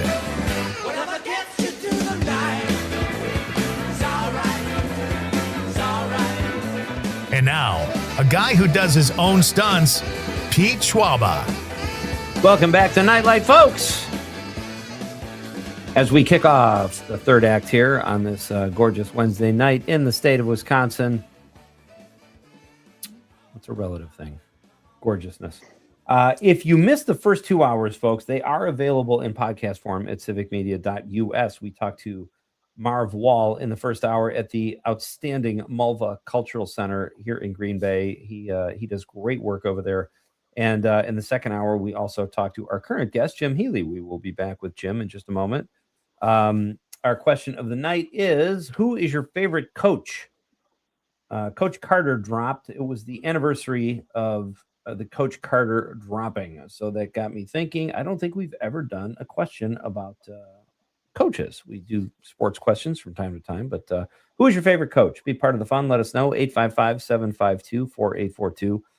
855-75-CIVIC. You can also text us on the app, or if you're watching the radio on the stream at Facebook, YouTube, or X, drop us a stream comment, and I will read it on the radio. Love when you guys participate. Coming up in this hour, Patty Vasquez will be here at 7:20. Patty's a very talented comedian and radio host, and she is performing in Wisconsin, and I will tell you where while she is here. Patty's great fun. We are from the same hood in Chicago, so I'm excited to have Patty, the city girl, on the show. That's coming up. But right now we have a few more minutes with our pal, Jim Healy, who joins us every so often to talk movies, and he sees more of them in any given year than some people see in a lifetime. Jim, what was your count for 2025? How many movies did you end up watching? Well, movies that were new to me was actually a pretty low number. It was around 450, I think. It's a low number. I love it. I mean, you know, I had some years that were way past that recently. Wow. But I was really committed to getting to some of these Blu-rays that have been sitting on my shelf and catching up with them and getting the shrink wrap off. So I was seeing I saw a lot of movies this year, but watching them with the family and introducing them to things like, I had never watched my Blu-ray of Bonnie and Clyde. We put that on about a month ago and things like that. So I spent a lot of time, a lot of rewatches, as the kids say these days. Yeah. Jim, what is Blu-ray? How does that compare to because most people, I think, even if you have 4K, if your TV's not 4K, it doesn't really matter as much. But where does Blu-ray fall into in terms of quality or cinematic quality? Well, in the simplest terms, DVD came first, and that's, standard definition. So that's, the basic look of what TVs were, the tube TVs, or even the flat screen TVs before we had HD TV, before we had high definition TV, which is I guess the standard is, it's not 2K, it's not 4K, it's 1080p. Yeah. So that's that's Blu-ray for you. But now they have 4K Blu-ray that boosts the image even further. And you can, if you have a 4K TV and a 4K Blu-ray player, you can look at things that way. And it's an amazing one. I watched Red Dawn on 4K Blu-ray last weekend. Oh, wow. Introduced that one to my family. Wolverines, man. Does that hold up? I don't remember that. I mean, I remembered I saw it, but I don't know how I would view it as an adult. I don't. I'll say this: it's a silly movie in many ways. When I was 15, I thought it was silly, and I probably liked it less than I do now. as a war movie, as it's pretty good. It doesn't make a lot of sense. It's another movie you get the feeling that like they just lopped a half hour out of it to keep it moving, and it moves really nicely. It's very fast moving. The invasion takes place as soon as the movie opens, and it's and then they're in the mountains, and they're fighting the Ruskies and the Cubans, and but there are things in the movie like I think it's Charlie Sheen shows up to witness the execution of his father, and you wonder like why is he there? Oh, yeah. Why is he and you never really know. Right. And then that leads to a whole thing, and it's like it's got Rambo style ambushes, and you go, well, how did they have time to do that? And did they know those guys were going to be in that exact spot so they could pop up out of the ground? And it's like it's silly, but and then you think about the worries about invasion, and that I guess were on people's mind at the time, but I don't know. I don't know if they really were, because it wasn't that big of a hit, right? But it's right. I remember thinking like the first time I saw it, I thought I had all the answers to life, and I was young and thought so I would love to watch it again because it's a great premise. Jim, let's jump into some more current films though. Like, what do you have an odds based on what you've seen? And I assume, even though we don't know what's being nominated yet for the Oscars, you've probably seen them all. But what do you have a front runner for what you think, or the Jim Healy Best Picture of the Year? Well, usually I don't like to speculate, or I'm not up at it. But it really seems to me what I'm gleaning from what's out there is that One Battle After Another seems to be headed towards it. Is there anything else that seems to be, like, oh, that could be, more people like that, or, it doesn't, like, it seems like it's just hitting that right balance of the Oscar voters, the public liked it enough, right. and it's winning all the critics awards and on the tops of the list. I was thinking, I really liked Marty Supreme too. I liked it probably just as much as One Battle. And I was thinking like that might give it a run for its money if it had like gone a bit further at the box office. Like, it's doing fine, like I think just as well as One Battle, but like if it had been the type of thing where people were really responding to it. But I think they both have that filmmakers who are interested in actual human beings and all their flaws, and right, which makes for great comedy a lot of the time. But I think it's not the kind of like obvious virtuous heroes that that I think some audiences would respond stronger to. Lay out their money for. The only other one I haven't seen Marty Supreme yet. There's a few films I still have to see, but like I just thought Sinners, like I really liked the film. I thought it had all the elements, like music, acting, script, costume design, set design. It just is such a great movie, all encompassing. All those elements are there. But I don't know. It is vampires, and I've heard people say, they probably wouldn't go that route. But I got no problem with One Battle. You might have something there with Sinners. That might be its biggest, One Battle's biggest competition.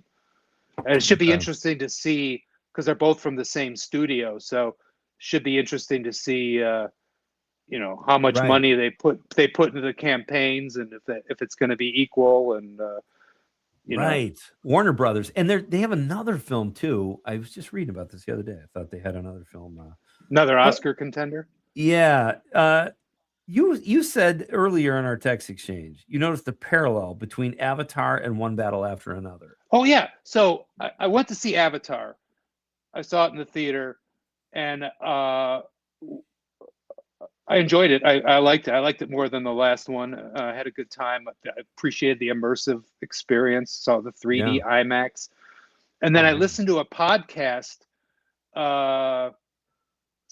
afterwards with Guillermo del Toro interviewing James Cameron, and Guillermo del Toro identified a sequence of the film as a reenactment of the sacrifice of Abraham. And if you've seen this new Avatar film, you'll know the scene where a parent or a surrogate parent deliberates over killing their child.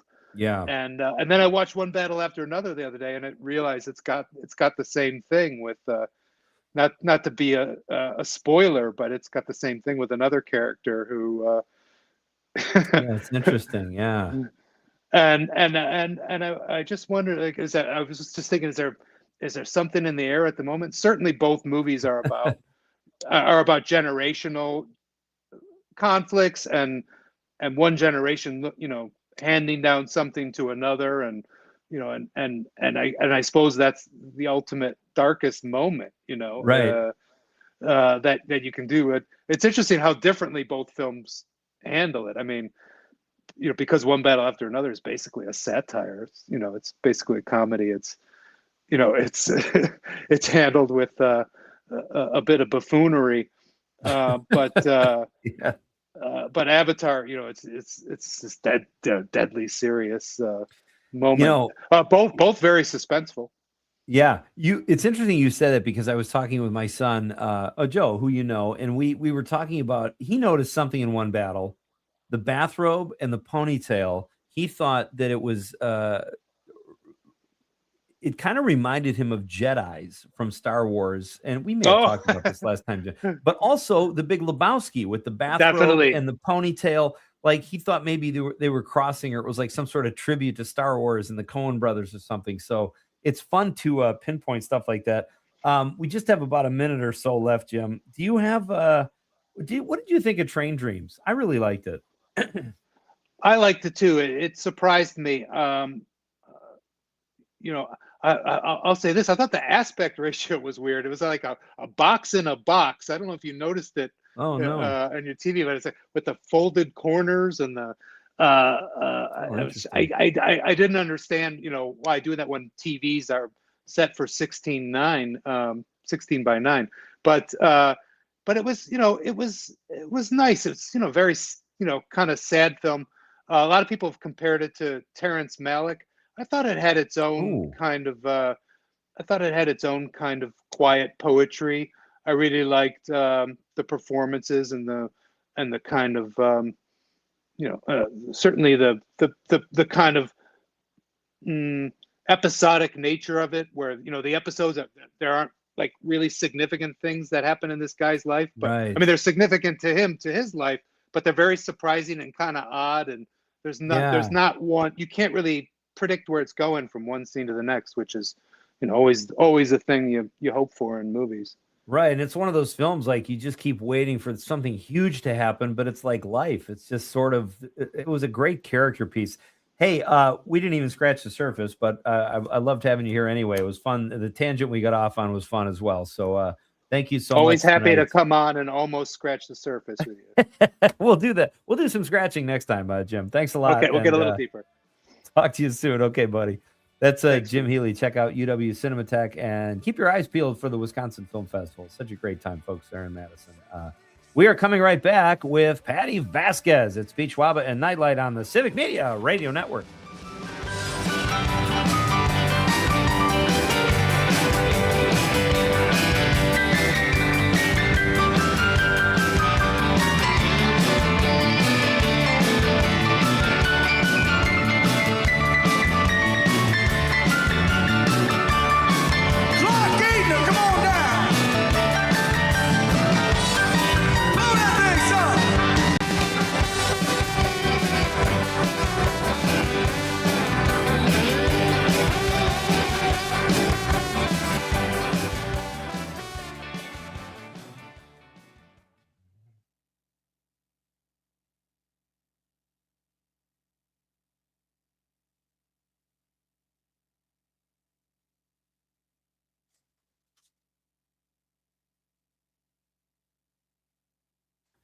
Hello, Patty. Can you hear me? Patty, hello? Can you hear me, Patty?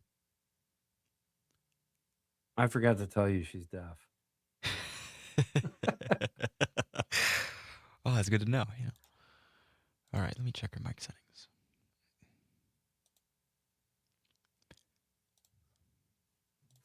Hello, Patty. Can you hear me?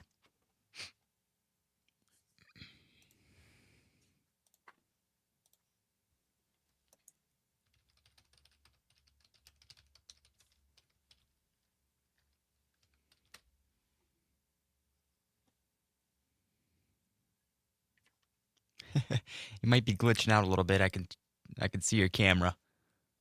Can you see her on the camera? Yep, I can see her on the camera. Oh, okay. It does look like it might be glitching a little bit. Can you hear me now? Perfect. Hey. There we go. Sorry can hear about you. I was Hi, trying to be all fancy with my microphone and am I glitching? Is my video like sticking? Are we okay or no? Your video is still glitching a little bit. I will be honest, but your audio sounds perfect. So all right. Well, it'll be glitchy visually, and I'm sorry about that. Oh, that's all right. As long as we can hear you, I'm excited to have you on. Thank you for having me. Always. I don't know where else to go. Well, my son has a form of autism, and so the basement's the only place I can go, and I forgot. I haven't been down here since for a while, and I didn't realize that we might be glitching. I don't know where else to sit. Well, just if something happens, we'll just grab your phone number, Patty, and we could do it over the phone. Not absolutely. A big deal. Yep. I mean, I could switch to my phone. Would that be better? I could do the video there. Do we have time even? I'm sorry. Whatever you think. It's up to you, Dom. I would say for now it's good. We can keep the audio going and yeah, we're here. Yep. Perfect. All right, we got 15 seconds. It is glitching. I can see it glitching. Oh well. Let me see.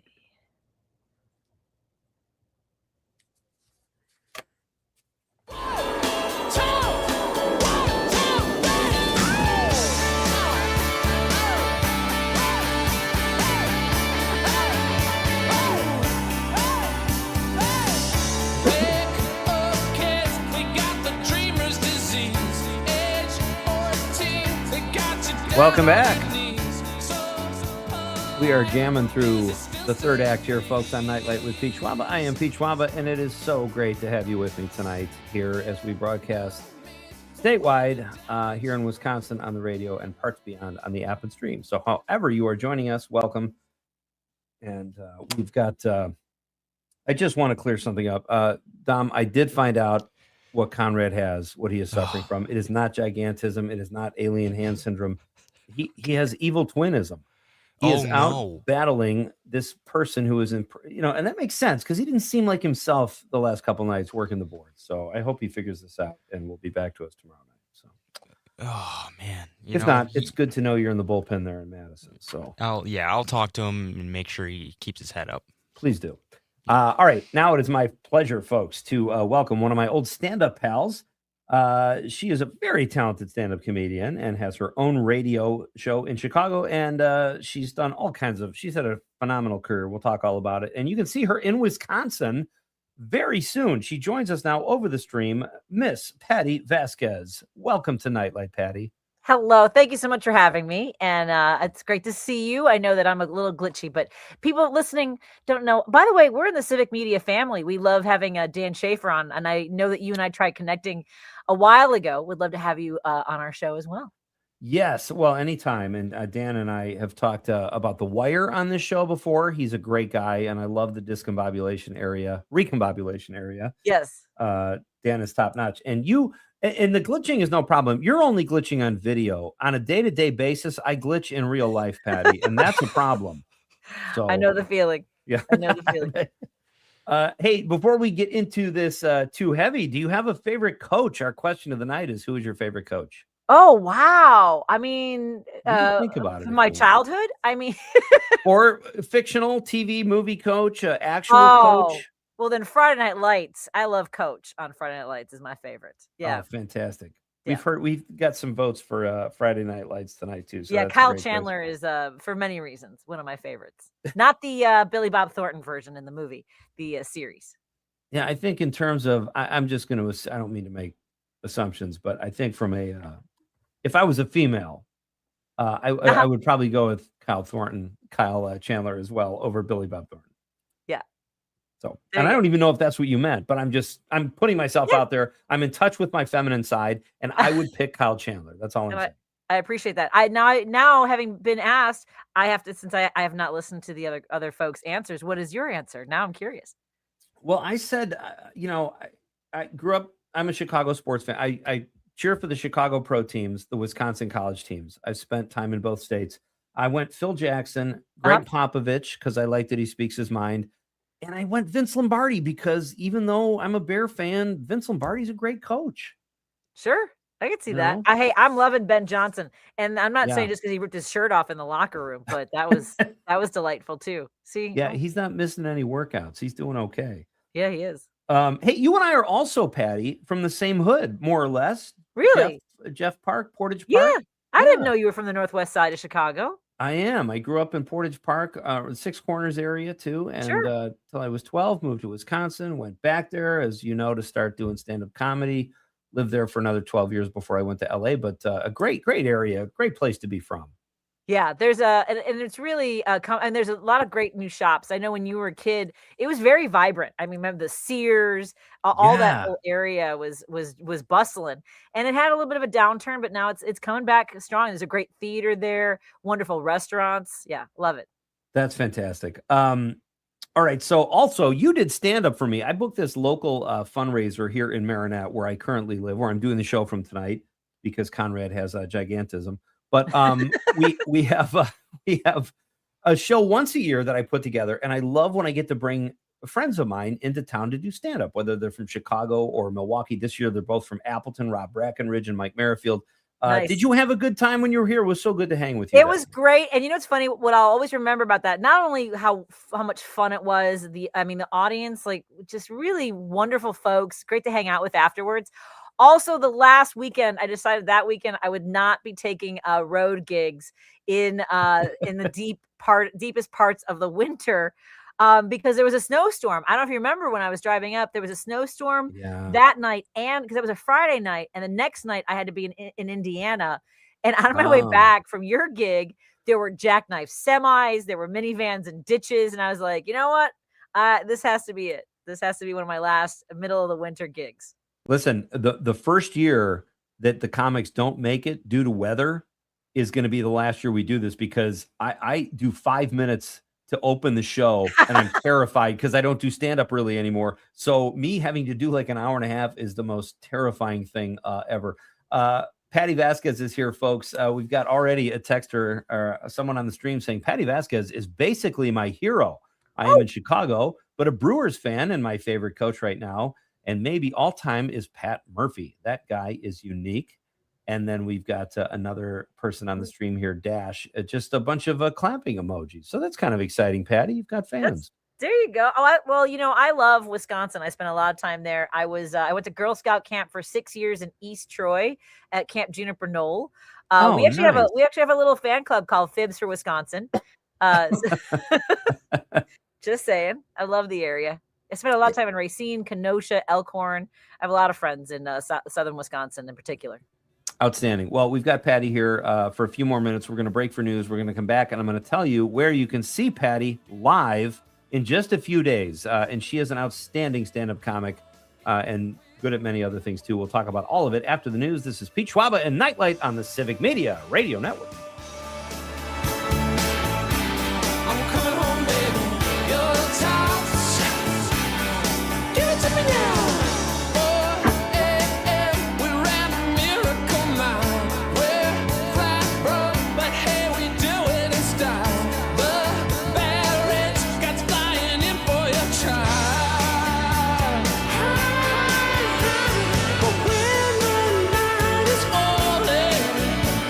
You can't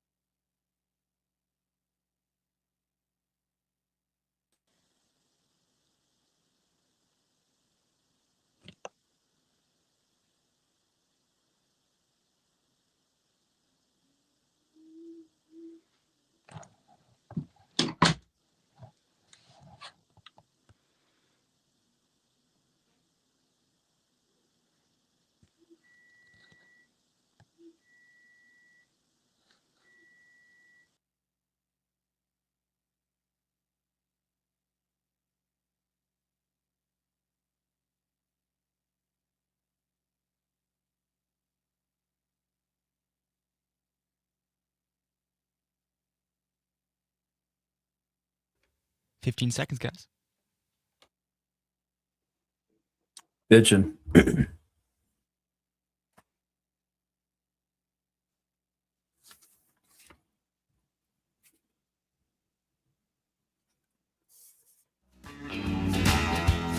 Did I fall?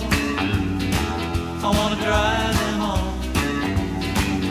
When you're feeling blue, I'm thinking just of you. Welcome back. Great to have you here, folks. Our question of the night, one last time, is who is your favorite coach? We just got a text from Steady Eddie who says, Pete, favorite coach, head coach of the Screaming Eagles, Hayden Fox from the TV show Coach, played by Craig T. Nelson. The T stands for tonsillectomy. His father was a surgeon. I did not know that.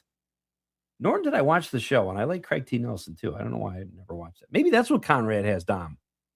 Tonsillitis. He's up to 6 things now. He's got all these things. I feel bad. Every single issue ever. I know. Yeah. All right, we'll get caught up on some more text to get to. But first, we have to get back to our guest. The tremendous Patty Vasquez is here. She is a Chicago-based stand-up comic and radio host and just an all-around swell person. Patty, it's great to have you here tonight. It's wonderful to be here. I like swell. There's, words we don't use enough, like swell and whimsy. I've been using the word whimsy a lot more. I had a guest named earlier named Marv. I love that old school name. And then he used the phrase youngsters, which I haven't heard in whatever. So maybe there's something going on here tonight. Maybe. By the way, someone just told me they love my name, Patty, because they love vintage names, Pete. Vintage. Whoa, because it's not Nikki or Haley or something like that, maybe? Oh, it's fine. It's a classic. Yeah. I mean, like when we were like Eleanor, like that's a vintage name, which is also That's a great one too. Your son, you post about a lot on social media, has a great name too. A great Irish name. Oh, Declan. Yeah. It's so perfect for I have an older son named Griffin. And so when you name your first kid with something that unique, you can't be like, and Joe, which would be fine too. But I have a Joe who has a cousin Griffin. They're all great names, but I agree with you. You're absolutely right. Exactly. So you've got a date coming up here. You were just talking about how much you love Wisconsin earlier. You've got a date at Memories Ballroom right around the corner. Tell us about that gig. Yeah, I'm going to be at Memories Ballroom. By the way, best buffet. Really, honestly, come for the buffet, stay for the comedy. That's really how it's the fried chicken. I'm already drooling a little bit. They've got a great menu. And if you haven't been there before, they do these great theater productions, and then they allow us to come and play and have great comedy shows. It's one of my favorite places to perform in Wisconsin. That's excellent. Yeah, we have. I have to get down there. I've heard the venue is outstanding, and I've actually heard that before about the buffet too. Let me ask you this: a two-parter. Have you worked there before, and have you worked Wisconsin much? And if so, how are crowds different, if at all?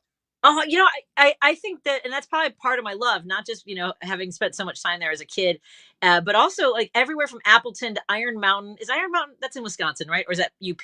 It's the UP, but we could overlook that. Yeah. I know. Well, here, lacrosse, all over Wisconsin.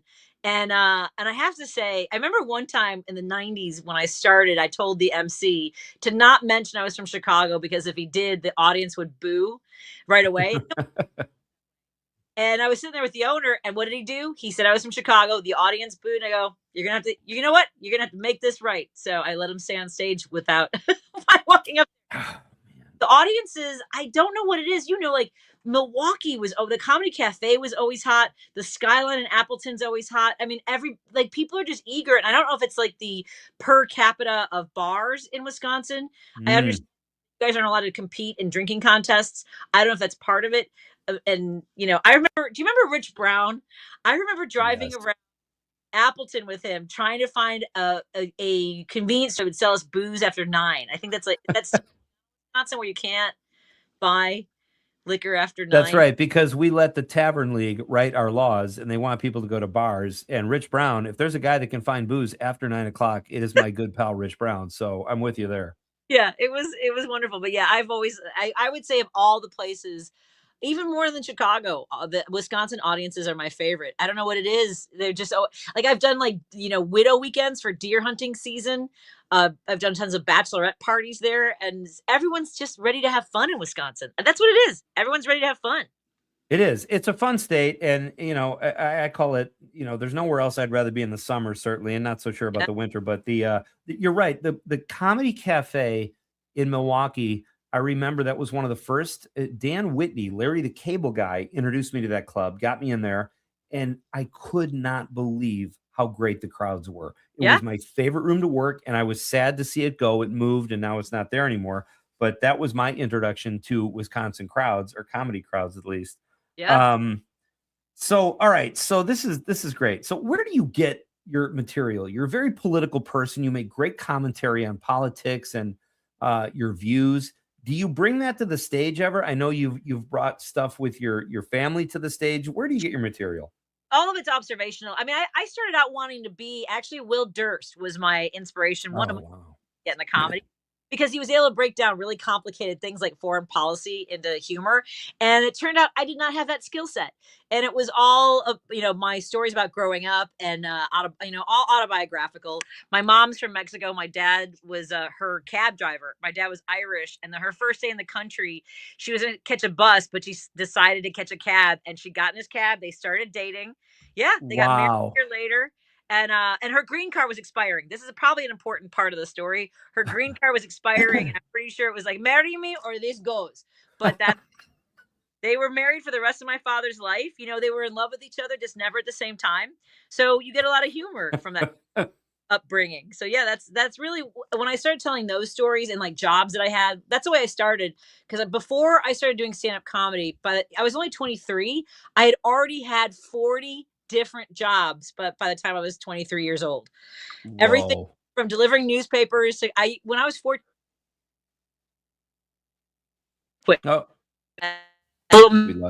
Like I would go in after they closed and I had to spray everything down with alcohol.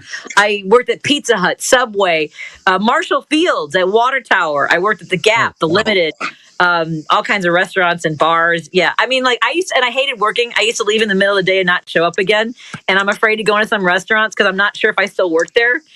So that was really, so those stories, and you have that many experiences, you have it all in your, bouncing around your head. You got to put it somewhere, and I can't afford therapy. So I put it out there for folks.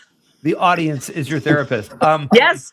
Okay, so I saw this clip of you earlier. I'd like to play that. Dom, let's get this clip ready. It's about a minute long. This is Patty telling a story about how she dealt with a heckler. And here's my issue.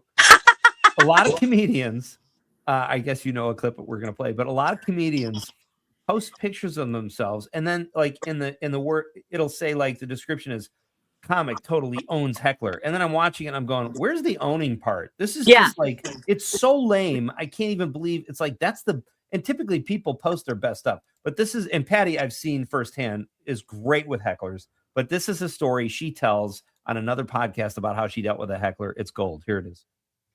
If one person thinks that they're more important than not just the comedian on stage, but also everyone in the audience. We created this monster with social media because people are seeing the crowd work and they think I would not say we, because I don't. Not you. It predates social media. Well, my favorite moment of dealing with somebody who was heckling, I was in Atlantic City. They used to hire 3 headliners, so we would all do 30 minutes. And I was on stage, and these guys were heckling me, and they were loud. I mean, it's New Jersey. They don't have an inside voice. Yeah. So I wanted to get the room on my side. I did 10 minutes in, I could kind of feel it. I'm like, I think I got the crowd. I'm going to address this. So I walked into the middle of the room and I walked over to the table to the loudest guy and I go, hey, it sounds like you're not having a good time over here. That's why we have 3 comics. There's going to be somebody right after me. And he goes, go back on stage, little girl. I was still trying to feel the energy of the crowd to see if I had this right. And I go, look, could you just be quiet for the rest of my set? I wasn't swearing or anything. I was just like, could you just until I'm done? How about if I buy you a drink? And he goes, yeah, that sounds good. And I go, hey, bartender, can I get a vinegar and water for the douchebag over here? And the room exploded because I was so nice. That's the most beautiful moment in comedy. Okay, I know what I'm going to do in this moment. Yeah, that is so great. How long ago was that, Patty? Did we lose Patty? We might have lost. Oh no, we might have lost Patty. Oh no, she probably didn't like the clip we chose, Dom. And Maybe. when we get her back, I'm gonna blame you. So Oh you go. God. Okay. Patty Vasquez is my guest. We will get Patty back on the phone or the stream, and we will continue to talk to Patty. In the meantime, I will catch up on some texts because we are running a little bit behind on those. Our question of the night was, who is your favorite coach? So Joe in the 715 says Ben Johnson, Phil Jackson, and Joe Madden. Chicago. I think we call him Chicago Joe. Joe says Bo Ryan too. Bo Ryan was a great coach. How about Dick Bennett too? While we're on Wisconsin sports, and Tony Bennett, his son. Talk about a coaching dynasty. I loved when Dick Bennett moved to UW and took the Badgers to the Final Four. That was such a great team. And then Tony Bennett. Here's a great thing about Tony Bennett. I probably would put Tony Bennett even over Dick Bennett because Tony Bennett, as much as I wanted him to come here to Wisconsin and coach, he coached Virginia. I think he was the first coach, and they were the first team to lose to a 16th seed. And I remember having this visceral reaction and feeling so bad for Tony Bennett, the Bennett family, because I thought they were just great. And it was kind of an embarrassment. Then what does he do? I believe it was the next year, comes back and wins his first NCAA title ever. And I don't think Dick Bennett won that either. So that was so great. Love the Bo Ryan quote or choice, Joe. And also I got to give a shout out to Dick and Tony Bennett as well. Are we having any luck, Dom, getting Patty back? Still no luck. Okay. Still no luck. John from Madison in the 608, our pal John Murray says, good evening, Pete. Well, he said good evening, pets and Dom. I think he meant Pete, unless he's talking to all the dogs and cats out there. But John says, good evening, Pete and Dom. Loving tonight's show. Best coach ever in my lifetime is Mike Curry. Took the smallest 1A school in the state of Illinois, Algonquin, maybe? Shortening. Central Catholic High School in 1982 to the state championship in football. He turned boys into men, and at the same time, it was like a second father to many of us, helping us make sense of it all. He repeated 3 years later, and my younger brother played as a senior. Magic. And I guess Phil Jackson was all right, too. Yeah, that was a great...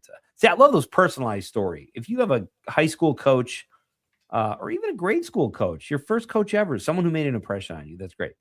Jim from Appleton in the 920 says, my favorite coach? Well, there's two. Of course, the legend, Vince Lombardi and Don Shula. Two pretty doggone impressive coaches as well. And Don Shula took his team, the Miami Dolphins, I want to say it was the 72 or 73 Dolphins, undefeated, the only NFL team to go undefeated and win a Super Bowl.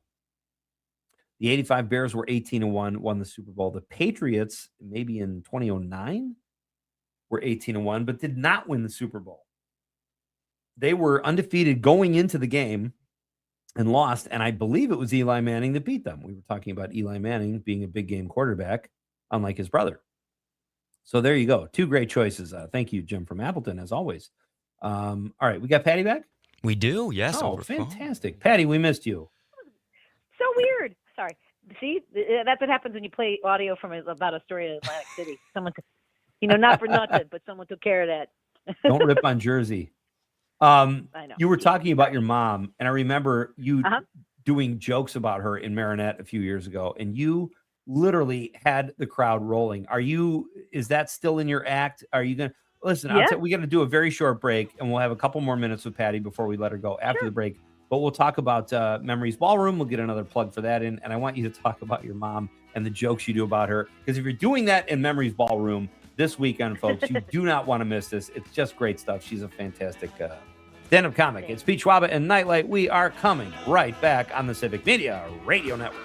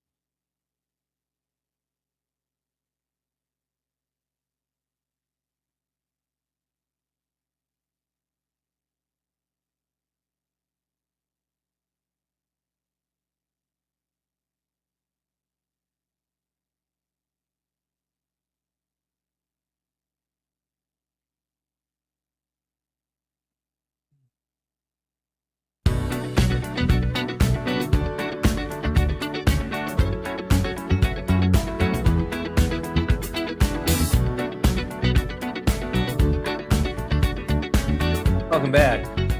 Tomorrow night on Nite Lite, Travel Wisconsin's Logan Rogie joins us. Always fun to have Logan on the show. Influencer Christina Laurie makes the popcorn pick of the week, and Jared Schutz from Wisconsin Dive Bars.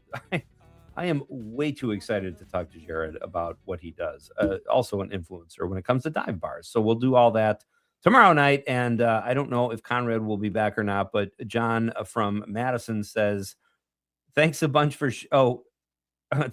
sharing my thoughts, Peter. Much appreciated. And my better half, Melba, just love your show so damn much. Thank you, John. It was great to meet you guys at the Godfather of Green Bay screening last month. Lots of fun. John also says, please tell Conrad to suck it up and get back out on that field and get well soon. I knew John was going to end it on a positive note.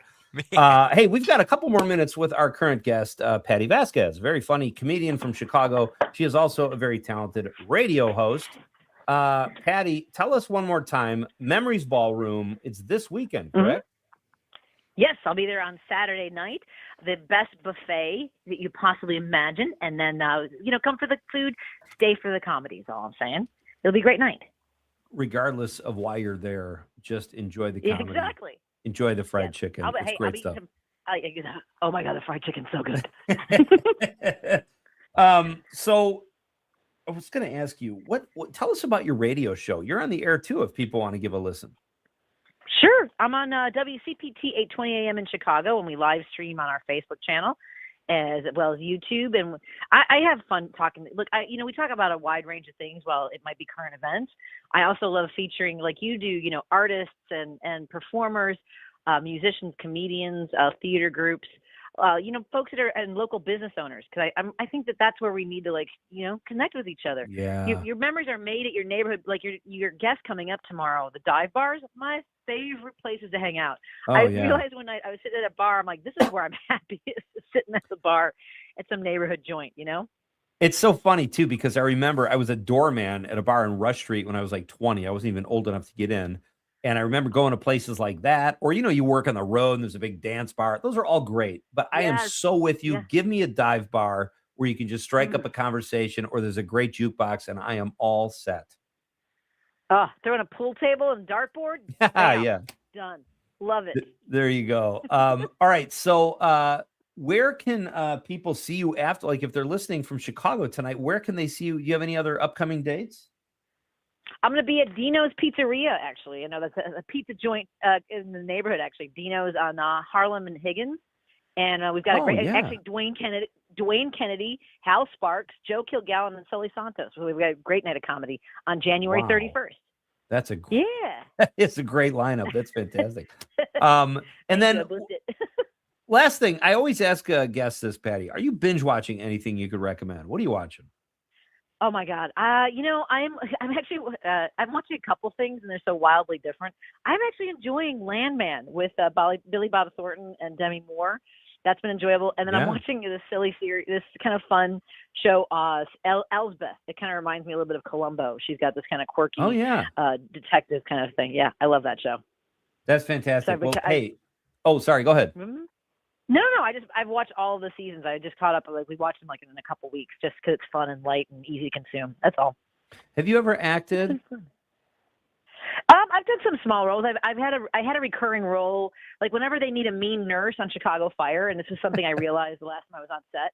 Yeah, I'm often the nurse that throws people out of the room. Last time when baby Otis was born, if folks remember that episode, I had to clear the room because the firefighters were being too loud.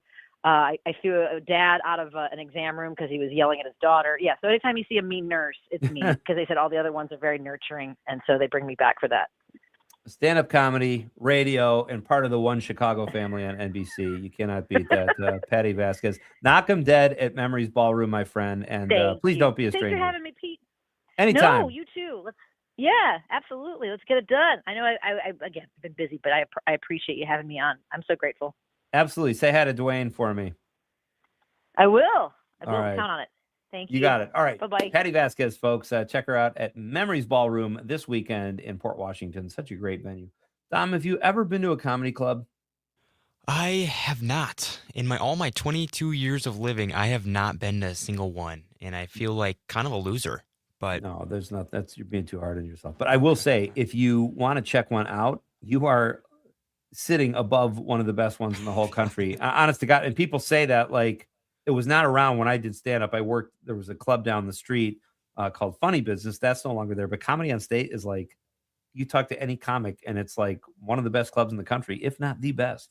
Yeah, I mean, all the time. Since I am right above them, I can hear them below me, like directly below me. And I hear people laughing, and it sounds like a really good time. I know our parking garage gets absolutely filled up with people going to that comedy club. So, or if there's something at the Overture Center, you're totally boned as well. Oh, yeah, it's done for. Dash on the stream says a thumbs up to the bumper music. Dash likes. That's awesome. Well, thank you, Dash. And then another thumbs up. Appreciate you listening, pal. Hey, I want to thank all my guests tonight. Marv Wall from the Malva Cultural Center. Always fun to talk to anyone from that great institution. Marv was a lot of fun. Thank you, Marv. Thank you, Jim Healy. It was great talking movies with Jim. And Patty Vasquez talking a little comedy. Check her out at Memories Ballroom this weekend. Thank you for all your calls and text. Cindy, I'm sorry we missed your call earlier, but I know you'll call back soon. So we will be back again tomorrow night, folks, to do this all over again. Will Conrad be back or won't he? Dom, what do you say? I think he will. I'll think he'll suck. What is it? What does he have again? I don't quite. Alien hand syndrome. There it is. Okay. All right. Yeah. Hopefully he gets over toes on the board, but I'm sure he'll wipe it down so I don't catch alien hand syndrome tomorrow night. We will be back tomorrow night on behalf of the lovable producer Conrad and the man filling in out of the bullpen, Tom Lee. Thank you, ladies and gentlemen, for listening. We'll be back tomorrow night. This is Pete Schwaba. Good night, Wisconsin. She's up all night for good fun. I'm up all night to get lucky. We're up all night to the sun. We're up all night to get some. We're up all night for good fun. We're up all night to get lucky. We're up all night to get lucky. We're up all night to get lucky. We're up all night to get lucky. We're up all night to get lucky.